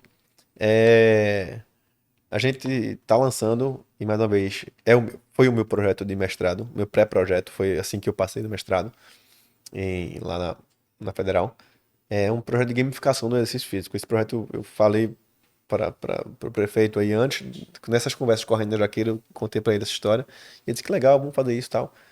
E aí, logo que iniciou a gestão, eu apresentei esse projeto para ele, um projeto de dar pontos para as pessoas que vão treinar. A gente está criando uma moeda, não sei nem se eu posso falar ainda o nome da moeda, mas a gente está criando uma moeda digital, dentro do Conecta Recife. Não vou dizer o nome dela para deixar aí. E as pessoas vão treinar e vão ganhar essas moedas dentro do Conecta Recife. E com essas moedas eu vou poder trocar por prêmios bons, tá? Dentro do Marketplace, dentro do Conecta Recife. Eu também não vou dizer os prêmios para não dar tanto spoiler, mas são prêmios muito bons. E então, além de ingressos para museus, teatros e etc., vai ter coisas que as pessoas usam todos os dias e créditos em aplicativos de entrega, de transporte, cada coisa aí que a gente vai ter, se as pessoas forem treinar. Então, esse projeto durou 2 anos e meio aí para ser entregue, tá pronto para lançar. A gente vai lançar agora agosto. Acho que agora esse mês de agosto agora é um mês de lançamento, para mim estar previsto. Vocês vão ser convidados para o lançamento oficial, tá? Pô, que Adianta. massa, vai ser uma honra. E aí é um projeto que eu achava que era simples, mas não é simples. Foi mais ou menos 2 anos e meio do ponto de que eu escrevi o projeto para agora, para o lançamento. E sim, dentro do poder público, Felipe, Júlio e todo mundo que está em casa assistindo, a velocidade que a sociedade exige que o poder público imprima não condiz com a possibilidade de impressão de velocidade do poder público. Basicamente, o poder público ele pode rodar 50 por hora, mas a velocidade exigida por nós da sociedade é 200. Então, e não consegue andar mais rápido do que isso, muitas vezes, pelas travas burocráticas e amarras que existem. E é importante que isso eu não entendia, tá? Antes de entrar, de sentar a bunda na cadeira lá. É, é importante que existam essas amarras, essa burocracia. Porque é dinheiro nosso circulando, né? Então, se não for muito bem amarrado, tem coisa que eu digo, pô, isso é massa, dá pra gente fazer. Quando a gente vê a burocracia que é pra chegar até lá, dos caramba, é meio que um bocado de não, que a gente recebe não, é difícil, é difícil, é difícil. Então, o meu papel lá, eu digo pra minha equipe, ó, a gente tem que tirar o não da frente. Tira o não, tira o não, tira o não, tira o não. Tirou esse não, beleza. Bateu a cara na parede aqui, destrói. Beleza, volta, recomeça, vamos por aqui. Então, o caminho é longo pra você fazer um negócio desse. Foi muito longo, assim, eu recebi 500 não, a começar pelo financeiro. Aí tem uma hora que eu bati em tantas portas pedindo dinheiro pra poder fazer isso, que se abriram duas. Aí eu recebi dois sim, eita, agora vamos fazer duas coisas diferentes aí e tal. E aí foi aí que a gente tá lançando também o Se Mexe Comigo. Vamos lançar no mesmo dia, inclusive, se eu posso falar. O Se Mexe Comigo é um aplicativo para reunir pessoas. Eu falei pra vocês sobre ciência comportamental e relacionamento. Aham. A gente tá lançando aí um Tinder de exercício físico dentro do Conecta Recife, chamado Se Mexe Comigo. Você diz que, vou correr 5 km aqui na Avenida Boa Viagem às 5 da tarde hoje. Todo mundo tem interesse, aparece como se fosse um story do Instagram, aparece pra você, eu dizer, eita, pô, vou correr com esse cara. Quando aparece lá, eu juro, 5 horas na Avenida Boa Viagem, e vou correr com o Júlio. E eu posso aceitar ou não, e o cara vai criando eventos de exercício físico, as pessoas vão se conectando ali, tudo isso dentro do Conecta Recife, ou Se Mexe Comigo. Como eu consegui orçamento para duas coisas, de tanto encher o saco de um bocado de gente lá dentro, eu consegui orçamento para as duas. Aí eu disse, agora eu vou ter que criar outra solução tecnológica. E outra solução tecnológica que eu criei em conjunto com todo mundo lá foi o Se Mexe Comigo. Então a gente vai ter esse programa de gamificação sendo entregue e o Se Mexe Comigo também sendo entregue agora para a população. Mas é difícil, tem muita coisa que eu imaginava que fosse mais fácil e que não é. É interessante isso, porque era uma das minhas perguntas, né? Porque é fácil, entre muitas aspas, né? Que ainda é Uhum, difícil, você fazer com que as pessoas se movimentem, né? Pessoas que estão uhum, sedentárias, e são pessoas que são de classe A, B, uhum. C, né? Que têm uma certa condição socioeconômica legal para, tipo, pô, eu vou tirar uma parte da minha renda para me Uhum. movimentar, né? E aí, quando você depende da política pública para se movimentar, acredito que seja complicado tirar essa galera de C, D e E, Sim, né? D, E e F. Tem F também? Pô, vai até ali. pô, foda.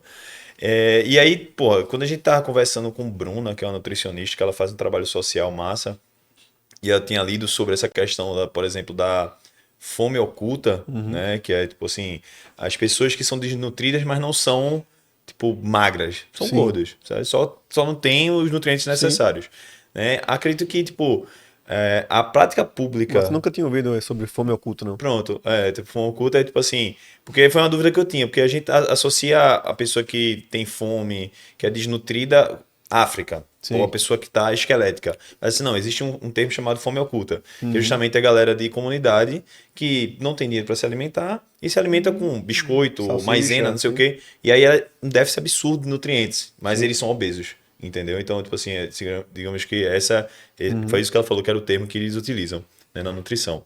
E aí, tipo assim, como é que se faz, né? Como é que é o processo de vocês de aplicação desses projetos e quais são as maiores dificuldades em trazer esse público D, E, F e etc.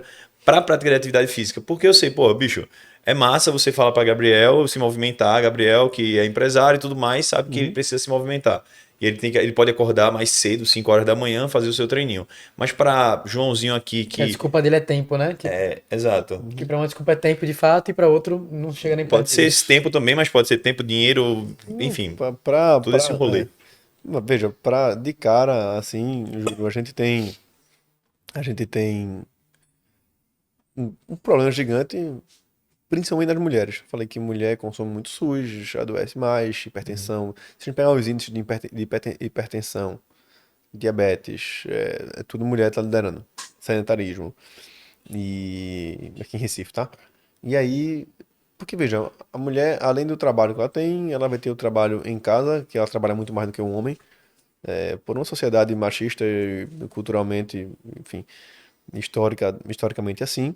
Então, como que eu vou dizer para uma mulher que ganha um salário mínimo, que tem dois, três filhos, que trabalha 8 horas por dia e chega em casa, tem que cuidar dos filhos e muitas vezes num ambiente insalubre, numa comunidade que não tem saneamento básico. E vou dizer para ela, ó, vai treinar ali, anda aqui 15 minutinhos para chegar num local de prática de exercício físico. Velho, é surreal, né? Então, assim, eu Total. não posso nem, não sei nem o que dizer para uma pessoa dessa. Então, é um problema real. E o que a gente pode fazer é criar pontes entre essas pessoas com todos esses problemas e a solução da prática de exercício físico. Vou dar um exemplo para tu. A gente montou uma academia agora, uma dessas academias de Recife, em Dois Unidos. Pô, por que Dois Unidos, Gabriel? Porque Dois Unidos era, né, Recife é dividido em 6 regiões político-administrativas. Chama-se RPA. Nós temos 6. Então, RPA 6, por exemplo, vai do Ibura, passa por Ipsep, Imbiribeira, Boa Viagem, Pina, Brasília Teimosa, tudo RPA 6. RPA 1 aqui, sendo do Recife, RPA 1. E aí tem várias RPAs que compreendem vários bairros. A RPA que mais tem uma tese de doutorado do professor Mulatinho, que eu peguei essa tese e ele estuda a prática de exercício físico, índice de prática, distribuição dos equipamentos públicos esportivos pelos RPAs. A RPA que o cara leva mais tempo para chegar num local de prática de exercício físico é a RPA 2, que é onde fica Dois Unidos. E o menor índice de prática de exercício físico das RPAs é a RPA 2. E aí a gente tinha a possibilidade de colocar uma academia, se vamos colocar onde? RPA 2, claro. E aí isso é um elemento que me deixa muito feliz. Por quê? Porque é, eu, como uma pessoa técnica ali dentro, digo, ó, existe ciência por trás, ciência por trás. O lugar que as pessoas mais demoram para chegar no local de prática de exercício físico, 18,2 minutos, é na RPA2. Então vamos colocar lá uma academia. E aí colocamos a academia com 2 meses, a maior taxa de ocupação do Recife é lá. Então isso, assim, poxa, a gente acertou. De fato, a gente se orientou por ciência, por uma tese de doutorado, olhei para o que tem de doutorado falando sobre isso, na área acadêmica falando sobre isso, usei e deu certo. A gente conseguiu criar uma ponte entre classe CDE lá, que está sofrendo com um monte de problemas, sendo esmagado pela sociedade, e essas pessoas vão ter mais chance de praticar exercício físico. Então a gente não vai resolver todos os problemas da cidade, não vai conseguir botar todo mundo para se exercitar, mas o que a gente puder fazer com base em dados, a gente vai fazer. Então, assim, o que é mais importante é entender onde a gente tá, para onde a gente quer ir e ter dados, sabe? Ter dados reais. O que eu sinto muitas vezes, o que eu sentia da área política muitas vezes é que os caras tomavam decisão baseada somente em política e não em dados, não em ciência de fato. E eu fico muito feliz hoje de trabalhar e ter autonomia para executar, para tomar decisão baseado em ciência e em realidade. Então, eu fiquei com medo quando eu disse, ó, academia, o local da academia é Dois Unidos. Fiquei com medo do pessoal dizer, não, vamos botar em outro lugar, porque talvez politicamente seja melhor para A, B ou C. Mas o lugar que eu disse, o pessoal disse, então vai ser aí. Mete bronca. E aí a gente tem hoje a maior taxa de ocupação nesse local. Então, fico muito feliz disso, sabe? Assim, talvez se eu não tivesse autonomia e respaldo para trabalhar dessa maneira, eu não estivesse lá nesses 2 anos e meio. Eu tivesse dito, galera, valeu, obrigado por tudo, mas estou saindo fora. Mas por ter autonomia, respaldo para trabalhar, eu consigo criar pontes e diminuir essa desigualdade social do movimento, né? Então, desigualdade do movimento. Eu acho interessante isso porque eu acho que naturalmente, até falo por mim mesmo, né? Hum. Quando o João Campos foi eleito, tipo assim, Uhum. há um certo preconceito por ele ser muito jovem. Tipo, porra, é jovem pra Uhum. caralho. Mas entra no que tu acabou de falar também. Essa nova Uhum. geração vem trazendo um novo e tá trazendo um novo, na minha visão, de fora, assim, pelo que eu vejo, que, tipo assim, que eu gosto do que eu vendo na Uhum. cidade, principalmente no âmbito esportivo, Uhum. vem trazendo um novo com muito êxito, né? Sim, E isso e assertivo, né? massa. Porque ele incentiva bastante essa questão do esporte e eu vejo que. E Uhum. falando com você agora, eu vejo, pô, mano, isso tudo não é só política. É Sim, algo baseado em alguma coisa científica real. sim, Isso dá muito, muito mais segurança, né, no que ele tá fazendo. O massa. que ele tinha comentado sobre ele querer ouvir sobre esse projeto é muito bacana Isso, isso. total. E aí outra coisa que tu falou, que eu notei, a gente conversou isso com o Kleber, Sim, né? Que foi justamente sobre o legado dos grandes eventos, né? sim. No caso aqui, o Brasil recentemente, né, teve Copa do Mundo e teve Olimpíadas, Uhum. né? E aí tu falou que Barcelona e Londres foram capitais que mudaram da água para o vinho, né? Mudaram Isso. totalmente depois desse grande evento, né? E aí só que aí entra no quesito que, por exemplo, essas grandes estruturas trazem emprego, rodam a economia, mas que, na minha visão, você pode me corrigir se estiver errado, no Brasil, pelo menos a Arena Pernambuco, Não aproveitaram. Não não, aproveitaram. A Copa do Mundo e a Olimpíada no Brasil não deixou legado, não deixou recall. exato. E Foi. aí pronto, aí eu faço um comparativo, que foi uma coisa que eu li, que é Paris 2024, eles vão ter uma estrutura totalmente Móvel, né? móvel. Tipo assim, Massa. vai montar, mas tipo, vai sair. Então eu queria saber, tipo assim, o que é que tu acha dessa questão do, tipo, é o futuro, né? As pessoas não estão mais construindo arenas para ficar, né? Então esse legado vai ser basicamente esse legado que tu falou de tipo as pessoas quererem se movimentar ou tu acha que não? Mano, eu vou. Não, o legado aí em relação à infraestrutura, Londres, por exemplo, os bairros onde eles criaram as sedes, né, arena de natação, Aham, atletismo, etc., eles fizeram de uma maneira que transformaram em locais de prática de exercício, de exercício físico público. Então, e nesses bairros que tinham as sedes, os ginásios, etc., aumentou o índice de prática de exercício físico lá em Londres. E aí eles, assim, não ficou um ginásio é, incrível tal para ter uma competição no ano, não. Ficou um ginásio onde a população usa. entendi. Então, vou dar um exemplo aqui do Geraldão que a gente tem, onde tá rolando esses eventos todos. O Geraldão ele tem um ginásio que acontece todos os eventos grandes lá, mas atrás do ginásio tem 3 quadras, tem 2 piscinas, tem sala de pilates, tem um monte de coisa, dojo. No Geraldão hoje são atendidas quase não são 5.000 pessoas, mas são quase 5.000 atendimentos por semana. No Geraldão são quase 5.000 atendimentos por semana hoje. São atendimentos que eu digo porque não são pessoas diferentes, né? Uma pessoa treina segunda e quarta, mas ela recebe 2 atendimentos. Sim, Então dá esses 5.000 atendimentos aí por semana. Isso é muito, tem sim. muita vida. Então, quando a gente tem a gente tem escolinha de vôlei, futsal, basquete, handebol, tem hidroginástica, inclusive lotado, qualquer hora que você vá, hidroginástica lotado, natação, vários programas para desporto paralímpico, tem tudo acontecendo, tem uma vida acontecendo lá dentro. E a gente acha que é só o ginásio principal, né? E aí, quando a gente tem um grande evento, por exemplo, de basquete, a procura por basquete lá, pá, pipoca. Aí não tem vaga para basquete para todo mundo, mas aí tem 200 mil modalidades acontecendo. E as crianças começam a procurar outras coisas lá. E agora com o vôlei vai ser a mesma coisa, tenho certeza absoluta. Então esse recall que acontece principalmente no local de prática do grande evento, ele fica como legado. Naturalmente, Copa do Mundo e Olimpíada a gente não aproveitou isso.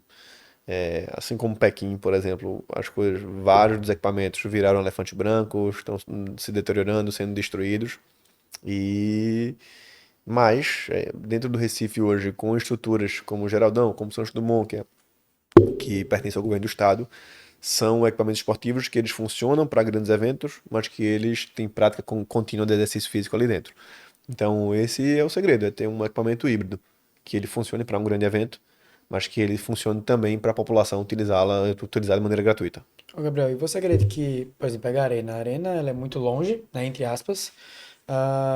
Você acredita que essas dificuldades que estão vindo do fato da arena ser longe e tal, e não ser aproveitada, não ter sido aproveitada, existe algum projeto que possa ser feito para a gente poder aproveitar esse tipo de trabalho? Existe, não é Recife, né? Mas o grande insucesso da arena se deu pelo não acontecimento da Cidade da Copa. Existia um projeto lá, que era a Cidade da Copa, que era uma cidade que estaria crescendo em torno da arena. Muita gente comprou terreno ali e Foi, eu tal, se lembro. endividou e perdeu grana. Era um projeto da UPE, Universidade de Pernambuco, ir para lá, ter um campus lá. E quando você bota uma universidade grande lá, naturalmente a cidade vai crescendo no entorno, negócios, moradia e etc. E começa a chegar mais ônibus, metrô, isso faz sentido para todo mundo. Era o projeto, mas não aconteceu, o UPE não foi para lá. O Eduardo Campos, o grande encabeçador do projeto, faleceu. Acho que isso também dificultou muito dos acordos e possibilidades que tinham sido firmados. Eu estou falando como achismo, tá? Não é como alguém de dentro, não, é só como com aquilo que eu acho que Gabriel tá falando, aconteceu. não, secretário Gabriel, exato, executivo. o que eu acho que rolou. E aí a gente não teve a cidade da Copa crescendo no seu entorno. Mas se fosse para a gente ter um aproveitamento da arena hoje, criar moradia, cidade e tudo mais. Recife em si é uma cidade pequena territorialmente falando, mas muito densa. E aí a gente tem uma região metropolitana que vai crescendo. Vai crescendo, vai crescendo, vai crescendo. A cidade cresce para cima e cresce para os lados. Então, talvez daqui a um bom tempo a gente cresça para aquela área ali de Camaragibe, São Lourenço e etc. E a arena venha a fazer sentido porque a cidade cresceu e chegou lá. Mas Perfeito. hoje, sinceramente, não vejo muita perspectiva, não. Gabriel, eu tenho mais uma dúvida, e é muito pessoal, porque assim, você sabe como é a vida de um treinador, né? Então, a minha rotina é muito ocupada junto com a de Júlio, e aí agora com o podcast, a ponto de, por exemplo, a gente não ter tempo pra gravar, às vezes, um vídeo Uhum. pra gente postar no Instagram, né? E assim como a nossa rotina é ocupada, eu imagino que a sua também seja bastante, né? Então, aproveitar, Uhum. agradecer de novo pelo seu tempo aqui. E eu queria saber Tô de como é que férias, você. meu último O dia de último férias dia é de férias do hoje. cara aqui. Ah, é? Tá. Por isso tem tempo. Ah, entendi. Mas eu imagino que sua rotina normal seja muito Sim, ocupada. Então eu queria saber como é que você organiza o seu trabalho como empresário da Unix, seu trabalho como boa, pai, boa. né, a sua vida pessoal e o seu trabalho como secretário. Como é que você faz para organizar isso tudo? Tá, a primeira coisa, quando eu aceitei o convite para ser secretário executivo, eu conversei com meus sócios, falei que estava aceitando isso. Reduzi meu prolabore, disse, galera, eu vou reduzir o tempo que eu me dou para a empresa, vou reduzir meu prolabore. Então, basicamente, todos os dias eu vou na Unic hoje, eu almoço lá, geralmente eu vou para a prefeitura de manhã, eu treino de manhã cedo, minha rotina é normal, tá? Eu acordo cedo, treino, eu volto para casa, tomo café, levo minha filha na escola, vou para a prefeitura e aí geralmente na hora do almoço ali eu levo meu almoço ou peço meu almoço na Unic. É a hora que eu faço meu segundo treino do dia, que geralmente é um treino de força, se tiver treino de força prescrito, né? E converso com o que eu tenho que conversar, faço minhas reuniões lá na Unic na hora do almoço e depois volto para a prefeitura. No final do dia, se tiver prescrito, faço uma natação, que é meu segundo, o terceiro treino do dia, e volto para casa para curtir lá Marina. Mas minha atuação na Unic hoje, diferente da época que a gente trabalhou junto, ela é muito menor. Eu vou muito menos na Unic do que eu ia, mas eu conto com pessoas de confiança ali que evoluíram muito ao longo do tempo e que me dão condição de fazer isso, e conto com a sinceridade e o jogo aberto que eu tive com meu sócio de dizer, galera, vê só, eu vou passar um tempo mais afastado, aceito um outro desafio, reduzo meu trabalho, mas vou lá todos os dias, tá? Inclusive, antes de estar aqui, eu estava lá hoje, faço meu treino lá, final de semana eu vou para lá treinar, conversar com os clientes, ouvir todo mundo, análise de relatório, tô longe, mas tô perto. Então, minha rotina passa por aí. E sim, ela. Eu descobri, Felipe, Júlio e todo mundo tá em casa aí, que quando minha filha nasceu, eu descobri que eu não precisava passar 14 horas lá na Unic. Feito eu passava. Ela me ensinou que muita coisa rodava até melhor quando eu não estava lá do que quando eu estava lá. Vou dar um exemplo, sei lá, faltou água, estourou um cano, faltou água. O pessoal podia estar fazendo o que fosse, Gabriel, faltou água e tal.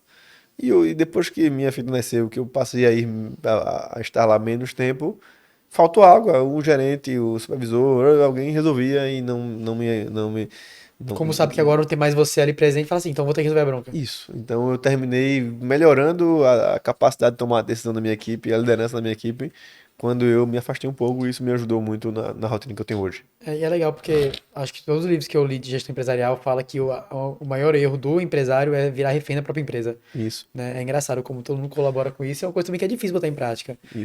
O desafio do líder é tornar-se substituível. Se eu for substituível, é sinal de que eu estou desenvolvendo liderança nas outras pessoas. Perfeito. E é engraçado que eu falei das profissões e aí ele falou que tem 3 treinos no dia. Não, total. Eu achei muito Eu falei, não, bacana. porque o cara é secretário, o cara é empresário, o cara é pai, o cara é. O cara treina 3 vezes no dia, galera. Não, não é todo dia treino três, não. Hoje eu vou treinar três. Hoje eu pedalei de manhã cedinho, fiz a musculação aqui agora na hora do almoço. E se der tempo no final do dia, eu vou fazer natação. Eu vou estar correndo Isso pra casa. é congruência que você fala. Exatamente. Exatamente. É você viver o que você prega, né? Aí eu vou estar E correndo pra casa, zona 2 que é 4, peso de 4. pensei quase. Mas, Gabriel, queria parabenizar você, né, Demais. pelo seu trabalho excelente. Eu só conhecia por Gabriel da Unic e Sim, tal. E muita coisa eu aprendi por sim. tabela da galera que eu conheci de lá, né? E a gente teve essa oportunidade de conversar hoje aqui. Tipo, muito massa sua história. Espero que você tenha gostado do Poxa, episódio. adorei. Foi Foi massa, a massa gente demais. conversou sobre tudo. Espero Demais. que as pessoas que estão em casa também tenham gostado, tenham aproveitado bastante. Muito obrigado Valeu mesmo. Eu e que, até a eu que próxima. agradeço, é um prazer aí tá vendo o Felipe que decolou, tá voando, tá massa. Fiz questão de ficar vendo alguns vídeos lá de vocês, dos conteúdos das pessoas que vieram aqui antes, de me preparar de alguma maneira para conversar com vocês. E eu fico muito feliz de ver muita gente conversando de maneira séria sobre movimento, treinamento, esporte, gestão, sobre tudo aquilo que a gente vive. E isso também é congruência. E eu estou sempre aberto para conversar, ouvir, enfim, contar a história e conversar sobre esporte e movimento. É um prazer arretado estar aqui e estou feliz demais de ver vocês com esse projeto. O estúdio tá lindo, o projeto tá lindo, tá tudo muito massa, gente. Obrigado. Pô, cara, que bacana. Gente, espero muito que vocês tenham gostado de mais um episódio do TreineCast. Foi muito especial aí feito pra vocês, tá? Vejo vocês na próxima semana. Valeu demais. Valeu. Abraço.